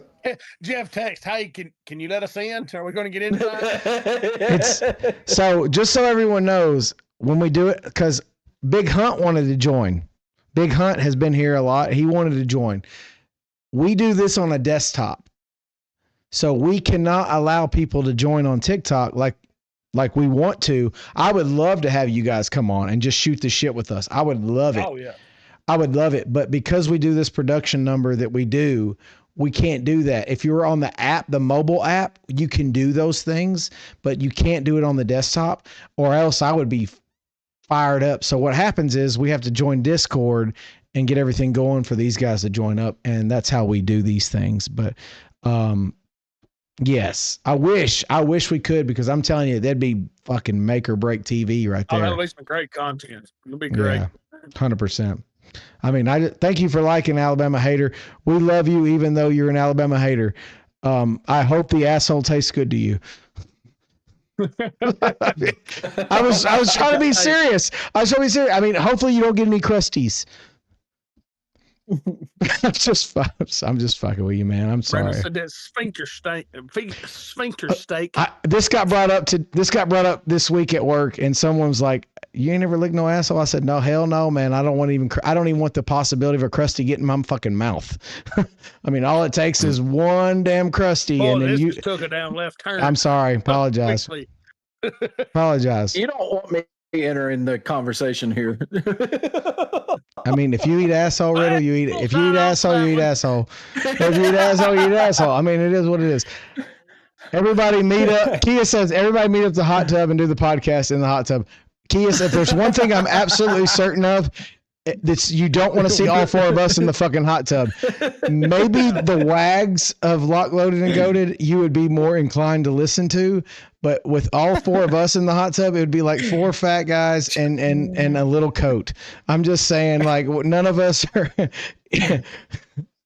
I see someone. Ew. I see someone. Let me know. And My bedroom is at 9, but I'm the boss. I got that from a There we go. Hey, he can do whatever he wants. No, and time is at 9. And I don't mean that to be. I don't mean that to be rude. I just meant I'm sure there's more and more things you'd probably want to look at other than all four of us in a hot tub. Bottom line is, if all four of us in our hot tub talking sports, that's kind of gay. If we're on Discord talking at our house, it's manly. Anyway, or if we're at a bar, I allow that. If we're all four at a bar, I would. Bama Hater has definitely tongue punched a fart box. Hey, man. Oh, Jesus. Do you? That wasn't me. That was Big Hunt. Do you, brother? I'm not mad at you for it. I don't want anyone to know that. Hey, we're good. It's Saturday night. Riddle's like, tomorrow, tongue punch a fart box. No, I'm looking at scores for the Biscuit League right now. Tony, you know what to do. You know what to do when you get off. You know what to do when you get off this podcast. The hell's that? Go to bed. Go tongue punch a fart box. Yeah, that's not happening. I'm just saying. Who's that fine looking Georgia fan? Hey, oh man, hey. Do you want to tongue punch his fart box? I'm married. What's happening? I'm in the Twilight Zone. This is off the rails quick. Dude, I just want you to know, nothing would make me more proud in this absolute moment if that was Courtney trolling the fucking shit out of us. Nothing would make me more proud if that was Courtney trolling the shit out of us right now. Show us that trick you do with a toothpick. Oh my God. 100% is. I'm sorry. Anyway, I'm sorry. Jordan, to answer your question, Texas A&M does have the cover at the moment with 2 minutes left in that game. They had the ball still, right? I'm a 45-year-old single unk. Hey, we appreciate you being here. I can't, Riddle. I don't know what to do with this. Hey, look, I don't know about a trick. I don't know about a trick with a toothpick, but I've seen that guy do some things with a hot dog. hey, listen to this. I want everyone to understand this. If we can get to 50 followers on Twitch, 50 followers on Twitch and 50 subscribers on YouTube. Riddle, I said 50 followers on Twitch and 50 subscribers on YouTube. We will do the hot dog trick live. I'll do it. I'll do it. I'll do it with my Glizzy Gladiator shirt on. I said it, and there was a follower right when you said it. You said, I'll do it, and there was a follower who popped up. Hey, we appreciate you. I said, I'm here for that. God dang, man. I'm sorry. So, everyone that is here, I want you to know, Saturday night's a free-for-all. We just have fun. I mean, we're just having fun. I want to know. It's for you guys. I want to know more about Alabama Hater 69 and talking about I'm a 45-year-old single unk. When he said unk, Riddle, when he said unk, I can guarantee it's not Courtney. So now you need to be worried. I muted my mic and had a discussion with Kirsten off mic. She's like, who the she's over fuck here dying. is that? She's over here she's loving every bit of this. She's like, boy, I'm learning some things tonight. I just can't wait to, dude, can we please get another camera on her when you show her the hot dog trick live in person? Yeah, we need a face. That is must-see TV. I will put that on TikTok right now, and that's going to go viral. Yeah, she hadn't seen it yet. Preston goes, it's probably Perkins. Hey. It's definitely not Perkins. It's definitely not Perkins. It's definitely not Perkins. Alabama Hater friends with Perkins. I don't know. He is a Bron fan, so it could be. He said Alabama Hater 69 says Riddle's a stud, and that Chad has seen the toothpick. I mean, dude, this is comic gold, and I feel like we're gonna have to put tongue punch a fart box somewhere in TikTok and see if it goes viral. I don't know. We're sorry that we're not suitable for kids under 18 years old. I mean, that is in the description. Yes, it is. It is. It is. It is. Even though you never know where we go off the rails. Often. But trying to get this train back on the tracks, but it's not working. I'm going through scores over here. I can't even get a word in. Kudos to these guys for calming me down and getting me past Big L today. Because I tell you what, huge L, so bad that Florida State helmets took over the box back here. Nothing will nothing that you can say right now will surpass someone wanting to tongue punch your fart box. I mean, nothing you can say will surpass that. Kia says, what can Riddle do with a cherry stem? Inquiring minds want to know. I can tie it in a knot. Goddamn, Kirsten, you're a lucky woman.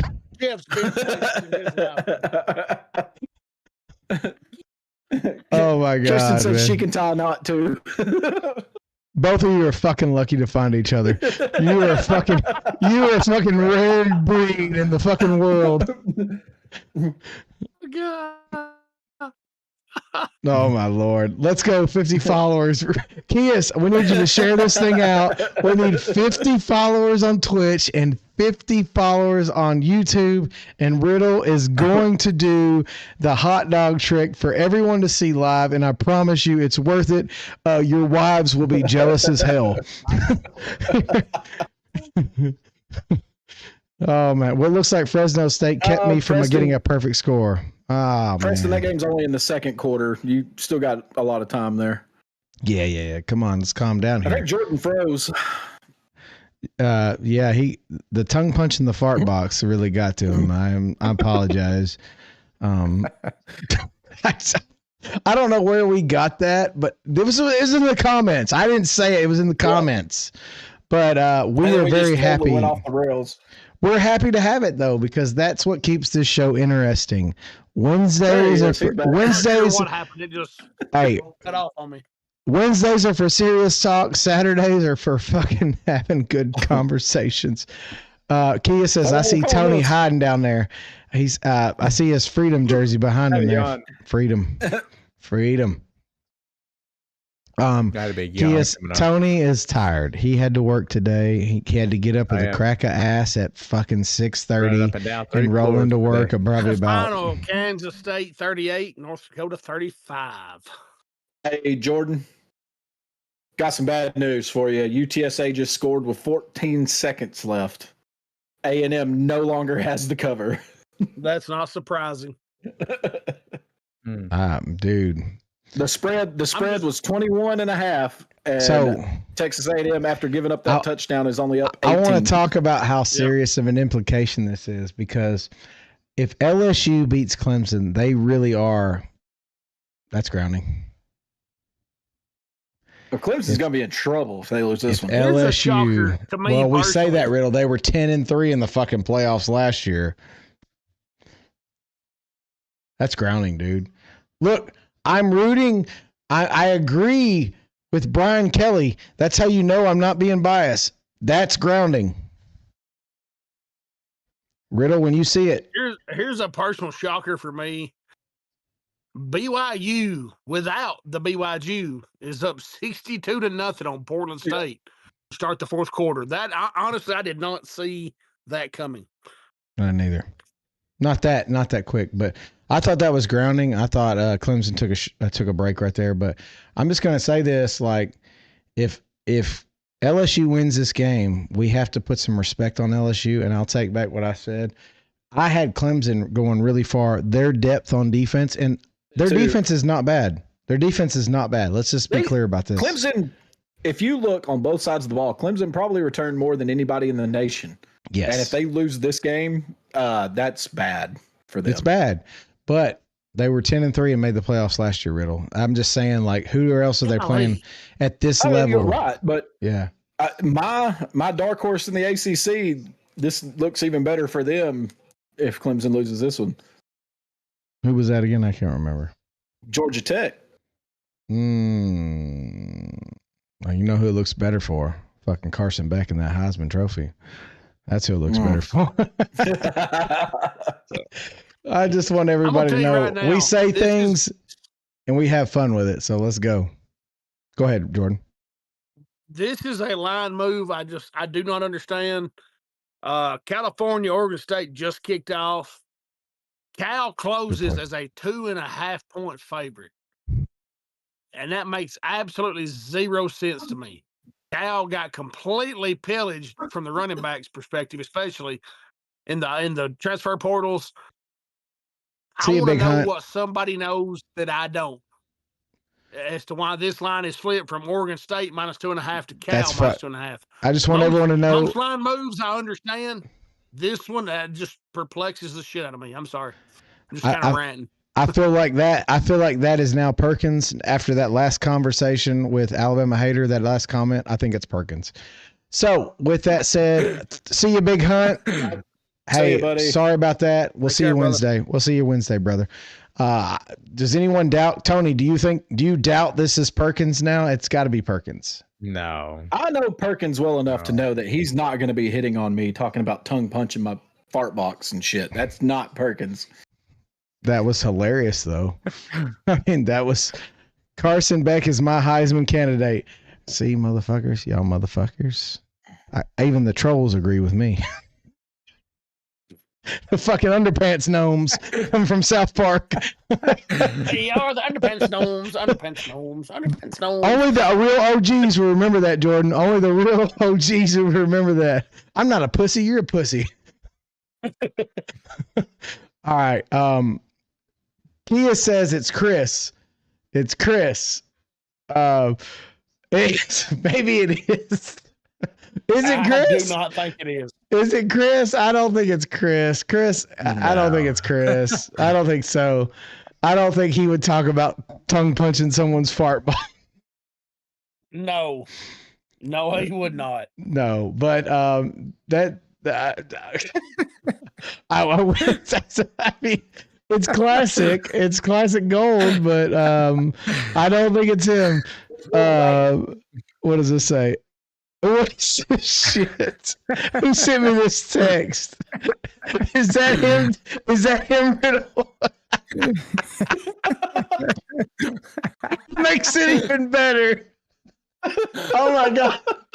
I can't breathe. Wait, what? I can't breathe. Look at your text. Look at your fucking text. You got to hold on. Woo!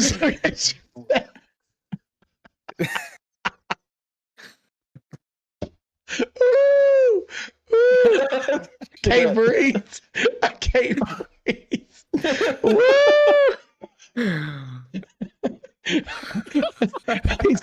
he's going to eat it all. That motherfucker. Woo! That was good.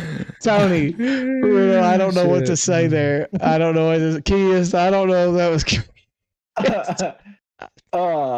I'm sorry, but when you said that, I lost my fucking marbles.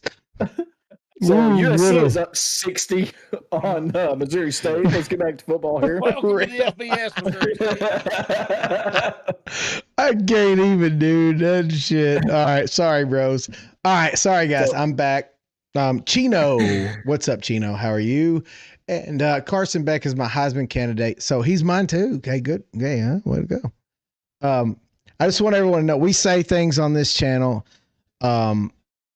We try to entertain you guys, and we try to kind of go against the grain. We do try to have some realistic stats. I think Riddle does a good job with stats, and I do think we try to pick to the best of our ability. None of us could have saw Alabama shit in the bed, because I think we all picked Alabama, right? Yeah, we all picked Alabama. So I'm just saying, like, we all can't predict a team completely shit in the bed and shitting on themselves and then shitting on their neighbors' walls and wiping their ass on their fucking rug. No one could have predicted that, but it happened. Oh my God. All right. It happened. So, but we do try to give you some intelligent football information on the show. We aren't always as forthcoming as we want to be, because we try to have fun with it too. So please, I play for Miami. I'm paid to say this.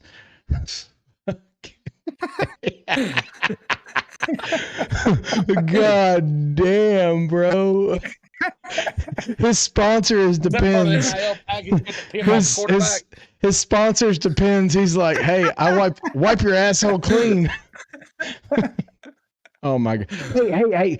Speaking of that, I want to know, did you see Colorado sidelines? Did you see? They are sponsored. Yes, they are sponsored by Depends. Good for them. Well, they built the bathroom for Prime for his bladder cancer. He doesn't have a bladder anymore. Hell, he's got no. Hey, man. Hey, I'm all for it. I'm just saying, it was cool. It was cool. But I want to know, when a player goes in there and takes a big shit, what do they do? Oh, one of them offensive linemen just blew that motherfucker up at some point. He's like, Coach, I gotta go. Coach, I gotta go, bro. You ain't using my executive toilet, son. Executive. Better run back to the locker room.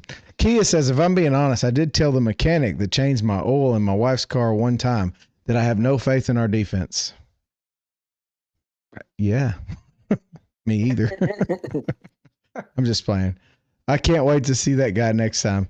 And you're going to be like, yeah, motherfucker, I said so. These fucking guys I talked to said they suck too. They agree with me.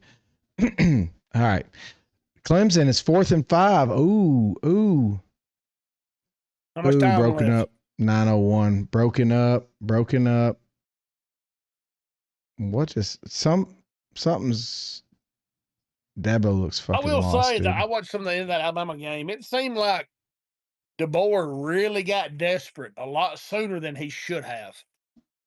There were some questionable 4th down attempts, and it's like he was just panicking well before he should have. I agree. Did you tell that he had that much energy over there? I couldn't tell what the whole game, Jordan. The whole game just seemed kind of lackluster. Like you could just it didn't seem like the plan in his mind. I don't know. I'm not going to try to speak to it. I want to see what he says. But I told Riddle before you guys got on, I'm off the bandwagon. He's not going anywhere. Make sure everyone understands this. Everyone understands he's not going anywhere with the cost of the buyout, NIL, revenue sharing. He's not going anywhere. But I'm off the bandwagon. I'm not going to sit there and give this guy a fucking pass. I'm not going to do shit. Because what I saw was unpreparedness. That's on the coach. Defense was completely out of, just completely out of position most of the game. Wow. Which one? So I just quickly Googled just generally SEC coaches buyouts. And the first thing that pops up is Kalen DeBoer's buyout. 69.3 million. The fans are already calling for him to be fired after one game. It won't happen, though, Which Jordan. just It won't goes happen. to the unrealistic fairy tale world that most Bama fans live in. No, 69.3. Anybody want to take a guess who has the highest buyout and what it is? Hold on. Highest buyout in the SEC. Right now, yes. And how much it is. Hold on, don't. Is it Heupel? No. After re-signing? I thought maybe after re-signing. This is as of August 31st. Okay. So I don't know about Heupel's news. Yeah, he just signed the new contract. That's the only reason why I assumed it could be him. I don't know it. It doesn't have. It's off his old contract right now. It's not Kirby, is it? Yes. It is Kirby. Well, Any guess of how much? What his buyout currently is? 84. 120. $118 million. No, 120. I said 120. Good call. But any guesses on who is number 2? I don't think you'll ever get this one. Why would we? Eli Drinkowitz. No. Mike Elko. Lane Kiffin. No. Nope. If you say Jeff Lebby, I'm gonna slap the shit out of you. Any guesses, TP? Is that Napier down in Florida? Nope. No. Beamer ball. Second highest buyout in the SEC is Brian Kelly at LSU. Oh shit! His buyout is $52 million.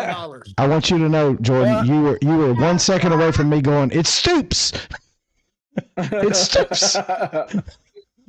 Jeff Lebby has a higher buyout than Shane Beamer. Damn. Jeff Lebby's buyout is $14.25 million. Shane Beamer is 13.75. But to be fair though, like Lebby took over an impossible situation. I mean, dude, absolutely. 4th and 5, absolutely missed it. LSU's defense got the stop. 9 minutes to go. LSU is. They dropped it. Yeah. Hey, you got a case of the only coach I think this year that's in danger of losing his job, depending on how they do, is Sam Pittman. Pittman. Yeah. Mm-hmm. I mean, Pittman is he's the lowest, anywhere from 8.1 million to 12.1 million. I'm assuming depending on how far into the season they get. I would take that son of a bitch right now for our O-line coach. Right now. He's a great O-line coach. Right now. I think everybody on this panel would take that guy as their O-line coach. That guy is absolutely phenomenal. Players love him. He knows how to get the most out of what he's got. And I would take him right now. Right now. So see, Alabama Hater says I could have been a better coach than Kirby. The Nico show starts in 8 minutes. Napier's on the hot seat too. I like to stay up to watch that. Bull Gators will win. Don't lie, Tony. We know you're going to. Yeah, guys, we're gonna go till 10. We got to go to 10. A couple of people have to work, so we're gonna give this about a couple more minutes. Then we'll do our little wrap up, and we'll see you guys on Wednesday. But in all honesty, this has been a great show, and we appreciate all the feedback and all the people that have actually LSU's got a big first down, dude. LS who? Yeah, dude. The Who's look good right now. Stick your tongue out. Quit. You being silly. Nussmeier's mom's got crazy eyes. I know that. She looks like she's fucking off her rocker. Who? Nussmeier's mama. She was on the TV. She looked like she got crazy eyes.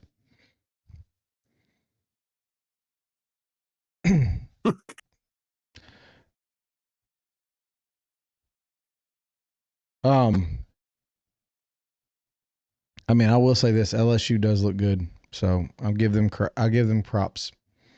But Napier being on the hot seat, like I said, it just depends on what happens, Chad. If Napier comes out, and I'm just going to be honest with you, and he wins 8 games, Napier's going nowhere.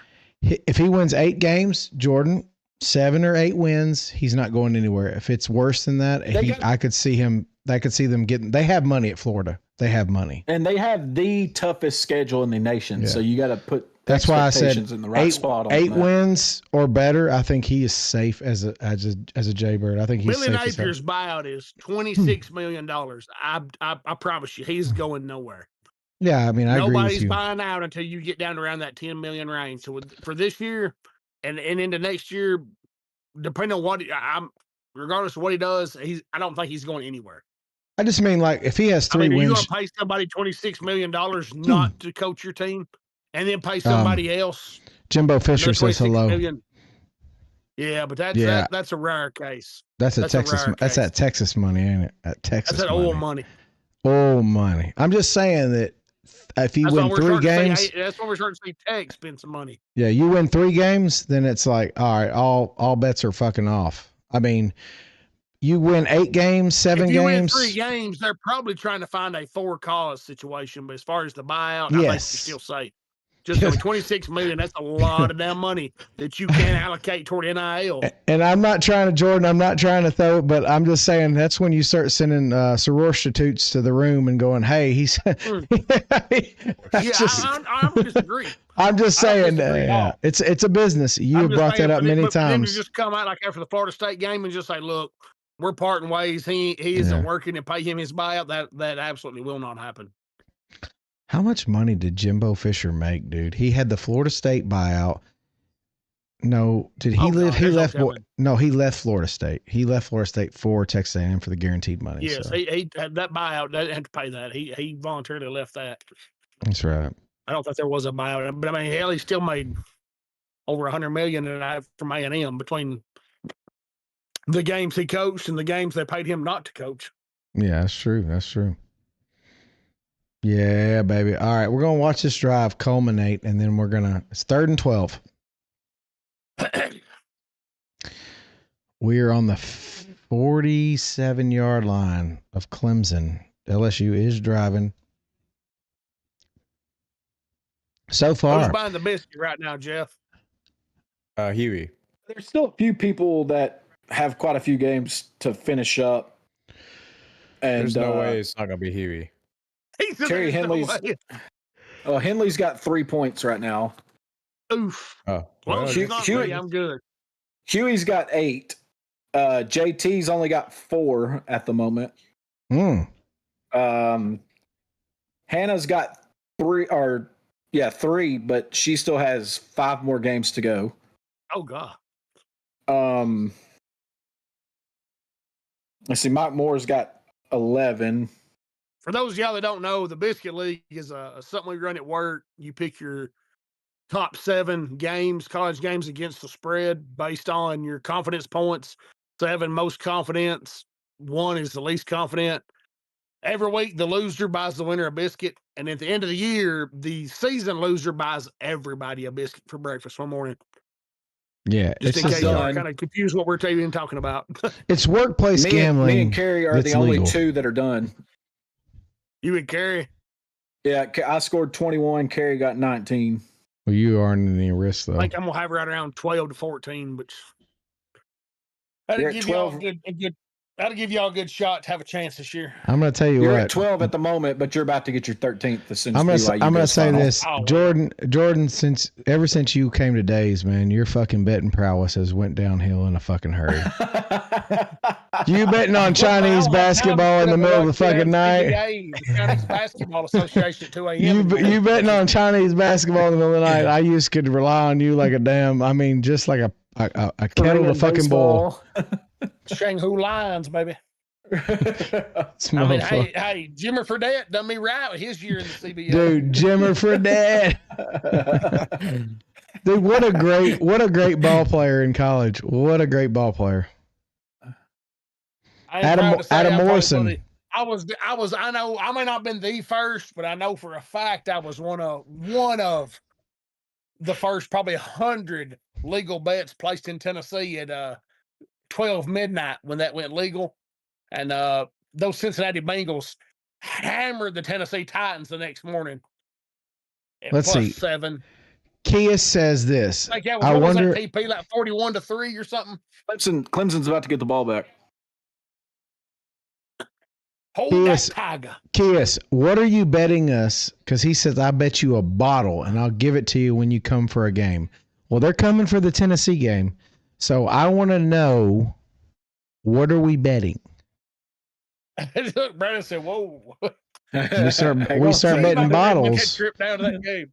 My God, I can go hang out at the Houndstooth. I know a hell of a lot more about Tuscaloosa than these motherfuckers do. Hell, you can buy a damn ticket, you tight ass. Hey, I'm getting fucking TVs for $50, Jordan. Calm the fuck down. Oh, I know. And free hot tubs. Hey, Alabama says, I know more, pal. Shut the fuck up. You don't know shit. You don't know shit.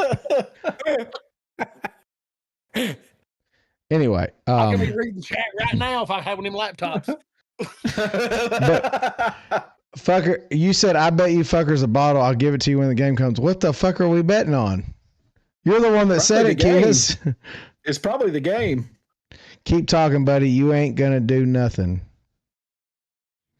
I mean, you're right. I mean, that makes no sense whatsoever. I don't know. That sounds like somebody needs to be out of the bottle. This motherfucker. Put the corky in, free, and go to bed. Square, bud. Square bud up. God damn. I can't take you seriously after the fucking comments about Riddle. I just can't fucking look at you as a fucking man. I can't say shit. I have no comments to say. Kias, what are we betting on? It's got to be the game. Let me run Oklahoma's on y'all. Motherfucker. I give you guys a bottle now that I think about it. I have no faith in a win. Oh. Get to bed, buddy. So hold on. Whoa. Kiss. He just said he's going to give the bottle now. Do I not get a bottle because I'm an Alabama fan? Is that the deal? I don't get a bottle because I'm an Alabama fan? You're on the Alabama side of that bet. He said I could get that guy with a Tennessee hat easily. You better bring a fucking lunch. Yeah, you better pack a lunch. It's going to be a long day.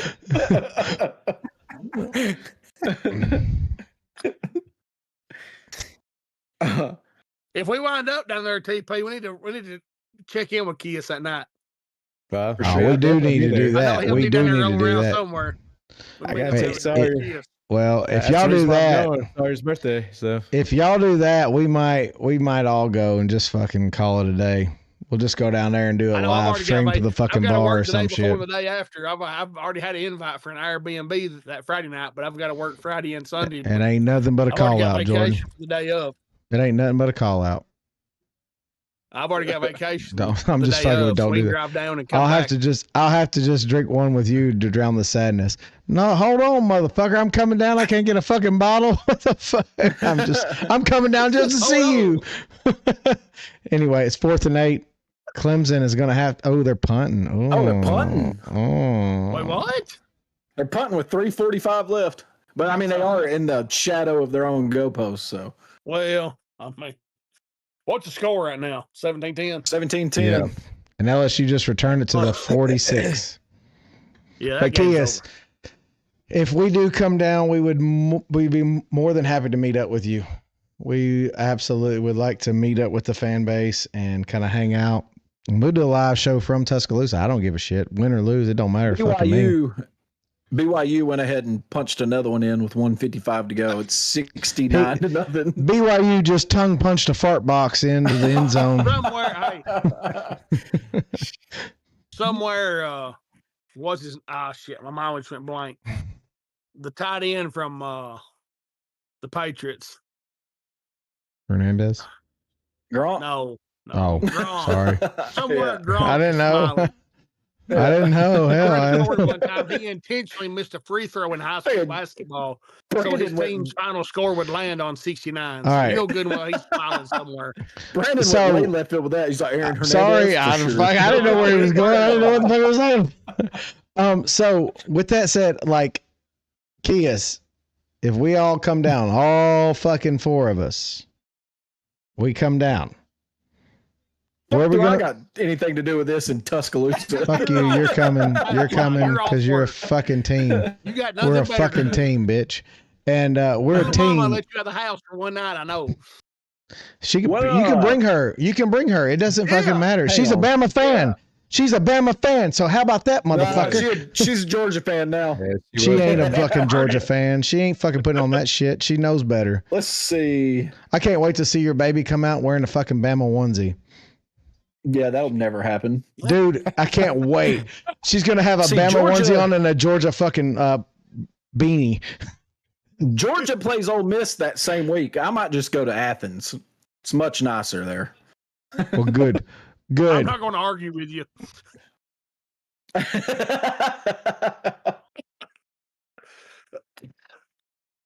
Kia says, I'm going to buy 4 bottles and sit them to the side. Kia, do you have a house in Tuscaloosa we can stay at when we drink these 4 bottles with you?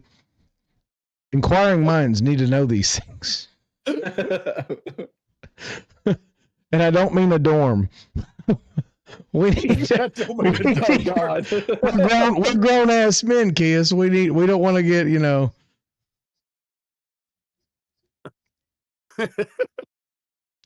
But yeah, that would be fun. I mean, it would be fun to go down there and kind of mingle. He goes, I'm 45 minutes away. Motherfucker, hey, Teslas will drive you fucking hands free, motherfucker. Real nice Laquita Inn right down the street. Hey, motherfucker, we'll go there too. We don't care. We are not too proud to beg. We'll pile up like fucking dogs. Bulldogs. So you and Ethan just finished up in the Biscuit League, Jordan. Do what? I said you and Ethan just finished up in the Biscuit League. Y'all both got 13. Dude, Clemson. I'm gonna take this back, dude. Clemson has 31 rush yards for the night. You are not gonna compete in the playoffs with 31 rushing yards. You're not gonna win shit. 31 rush yards. And I say that. I can say that as a Bama fan. Feeling vindicated right now. You're not gonna do it. That's right. Chat said real nice La Quinta Inn right down the street. We can shoot at the range in Tuscaloosa. My gun's in my ammo too. God damn, man. Now you're making the fucking sound real good. I'm coming down. What kind of guns we got? What are we talking about here? I mean, God. Nah, hey, so Kias is, he's down there.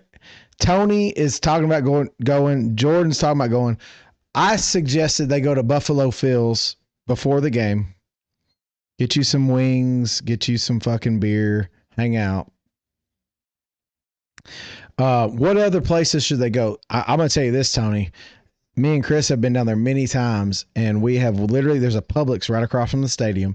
You go into Publix, you buy you a fucking 12-pack, and you walk around fucking campus with it. Nobody will say a fucking word, and you just get fucking hammered on goddamn $15 beer. It's just, I mean, that's the beauty of Tuscaloosa. But you got your kids with you, I understand. So, first off, Tony don't need to be drinking at a stadium anymore ever. Yeah, no. Sawyer will be with me. Sawyer will be with me, so I'll be good. So, all right, there we go. Yeah, I will tell you this, Tony. No man conduct classes in one man tape. I will tell you this, Tony. No matter how bad you get, you will never be as bad as that year, Chris, with the LSU game. You will never be as bad as that guy. That guy was swaying like a fucking wacky, waving, arm flailing, inflatable tube man. He was, dude.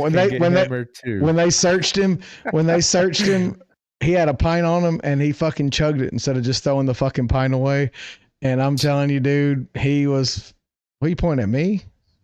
No, sorry. I was pointing on Discord, but it's this way on TikTok. Oh. What was it? Was it Bullet? Bullet bourbon, baby. Was it was it a 750? Thank you, Josh. Appreciate you, bro. I had to roll that man Hensley, Josh, appreciate you, bro. John Hensley, appreciate you. Josh, appreciate you too. Y'all don't know they had to roll Tony out of a Titans playoff game in a wheelchair. Yes, sir. Yes, sir. Yes, sir. Yes, sir. Never got to his I know, Kiss.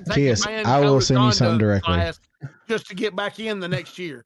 I'll send you something directly, Kiss. Just me and you. Just do me a favor. Message me in Twitch, and I'll send you something, please. I will send you. I'll send you a link. If LSU holds on and wins this game, Melvin's going to have a perfect score week 1. Hey, money Melvin. I just want you to know this is y'all support me and Dustin on the live and y'all's boys. Josh, all right, y'all, you part of the D's. He's part of the D's, right? Are D's? Yeah, is that who we're talking about? Okay, that's D's is part. Josh, of appreciate you. Oh, is golf for game in here? We have definitely came and supported. Yes, I mean not as much as Jordan has, but he has shared the lives and we've all kind of donated a couple roses the other day. Yeah, I might put some roses out there. Yeah, Chad brought up a good point. Today, Tony. Josh? Did you have a good day on the links?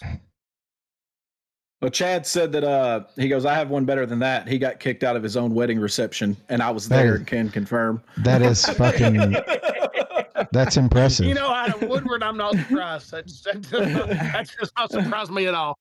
Woodall getting thrown out. Woodall, my bad. Alabama hater says, I bet them roses are worth y'all's paychecks. Them roses are about worth half a penny for one. Maybe that's why I'm struggling out here, bro. $50 Walmart TVs. I'm sorry, Taco Bell TVs. I worked hard today, unfortunately, and then watched them. We plugged it in. All right, we got a punt to Clemson. Minute 55 to go. He is coming back to, it looks like the 43. Okay. We're going to watch the end of this. We might as well stay with you because, hell, we've been with you this long. We've been talking about tongue-punching fart boxes and, god dang, everything else in between. Alabama getting their ass kicked, so why not just fucking watch this game? It's just a minute 46. It's only like 20 more minutes of real time. That's Tony's going to watch it anyway. Tony, that fart box will wait on you. I guarantee it. Shit, that fart box is sleeping. She's got work. Fart box got work in the morning. Shit. Hey, yeah. If you go intrigue that fart box, it'll wake up. That's a guarantee. If you want to go ahead and flip it over to Fox, Tony, UCLA just kicked off. Oh my God, dude. Tony, you're all Americans playing. It's not worth it. The sleep is more what a barn burner in Lafayette. Got a lot of things going on. Play Rice 14, Louisiana, the Raging Cajuns 12. 12, yep. He says Bama didn't even get a reach around. So that's coming from Kias. I'm sorry. Oh, that was terrible. Oh. Chad says this game goes to OT. I'm not so sure. Damovas lock, loaded, and go to yes. What can we do for you today, sir? Or ma'am, depending on who you are. Sounded like you really knocked that pronunciation out of the park. Brandon. Is this a gun podcast? No, it is not. It's a college football podcast. Although we'll talk to you about guns if you would like to talk about them. The loaded part is more in line with the alcohol that gets consumed on of the evening. Yeah, but hey, he goes, I would like to talk about an M16. Alabama got beat today. I would rather talk about an M16, but beats us. I was wondering why that's going all the way to California -2.5. He goes, are you guys more into... Oh, boys, Chad is on to something. Are you guys more into burst or full auto? I got a kid yelling. They're at the 20. Are you guys more into burst or full auto? Well, I mean, it depends. Sometimes you gotta burst it, and sometimes you gotta go full auto. Just depends on what she tells you. Sometimes just skied like a water hose.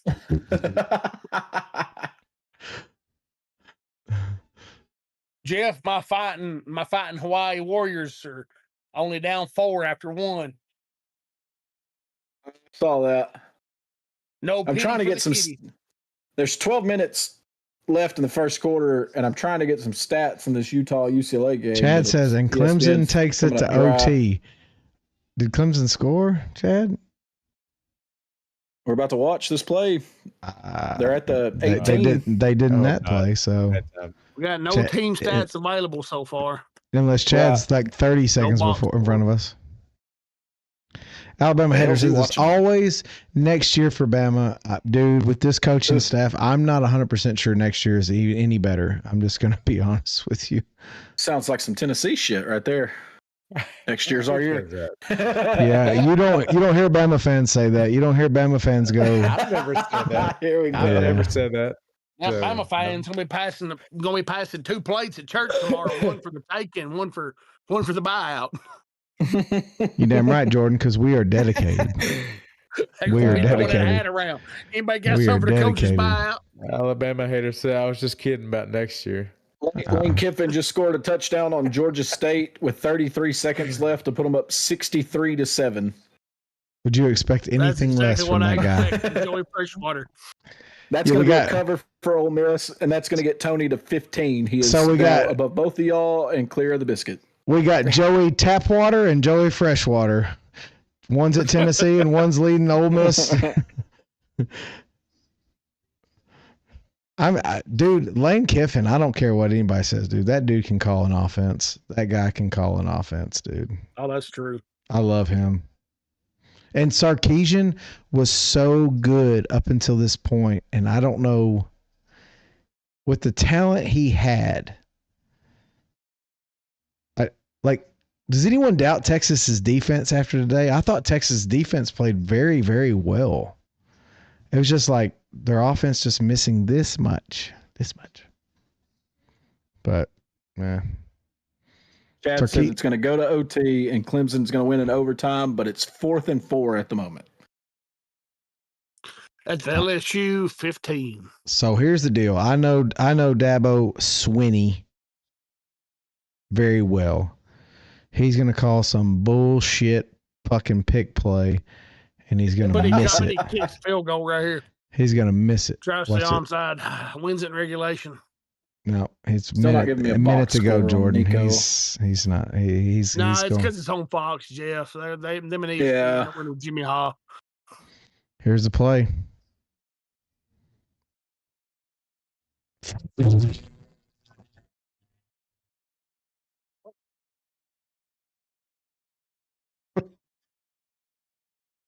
Utah's already up 6-0. Utah. Oh God.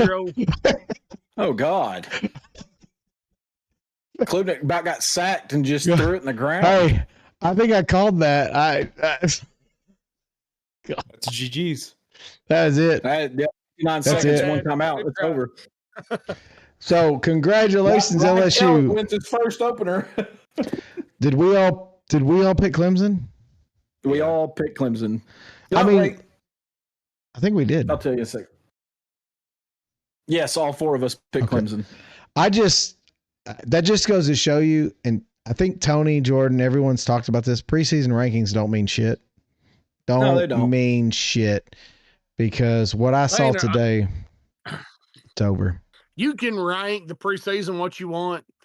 Truth be told is it's 134 team tie for first place. Nobody's lost.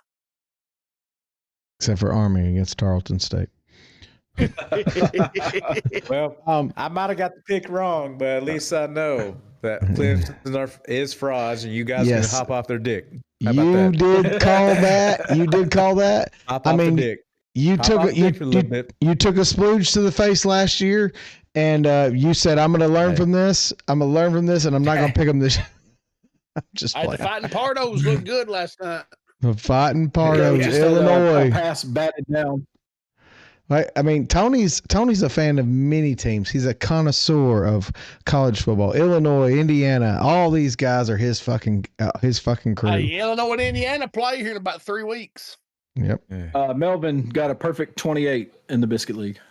Hell yeah. My man, Money All right. Melvin. I'm glad So- he said he balls got me up there. enough. First opening season win since Joe Burrow. So with that said, I think that's going to do it for us tonight on Lock, Loaded, and Goated. We appreciate everyone for tuning in. We appreciate everyone for the conversation. We will see you back on Wednesday night at 8:30. If you haven't, please consider liking and subscribing on Kick, YouTube, Twitch, and TikTok.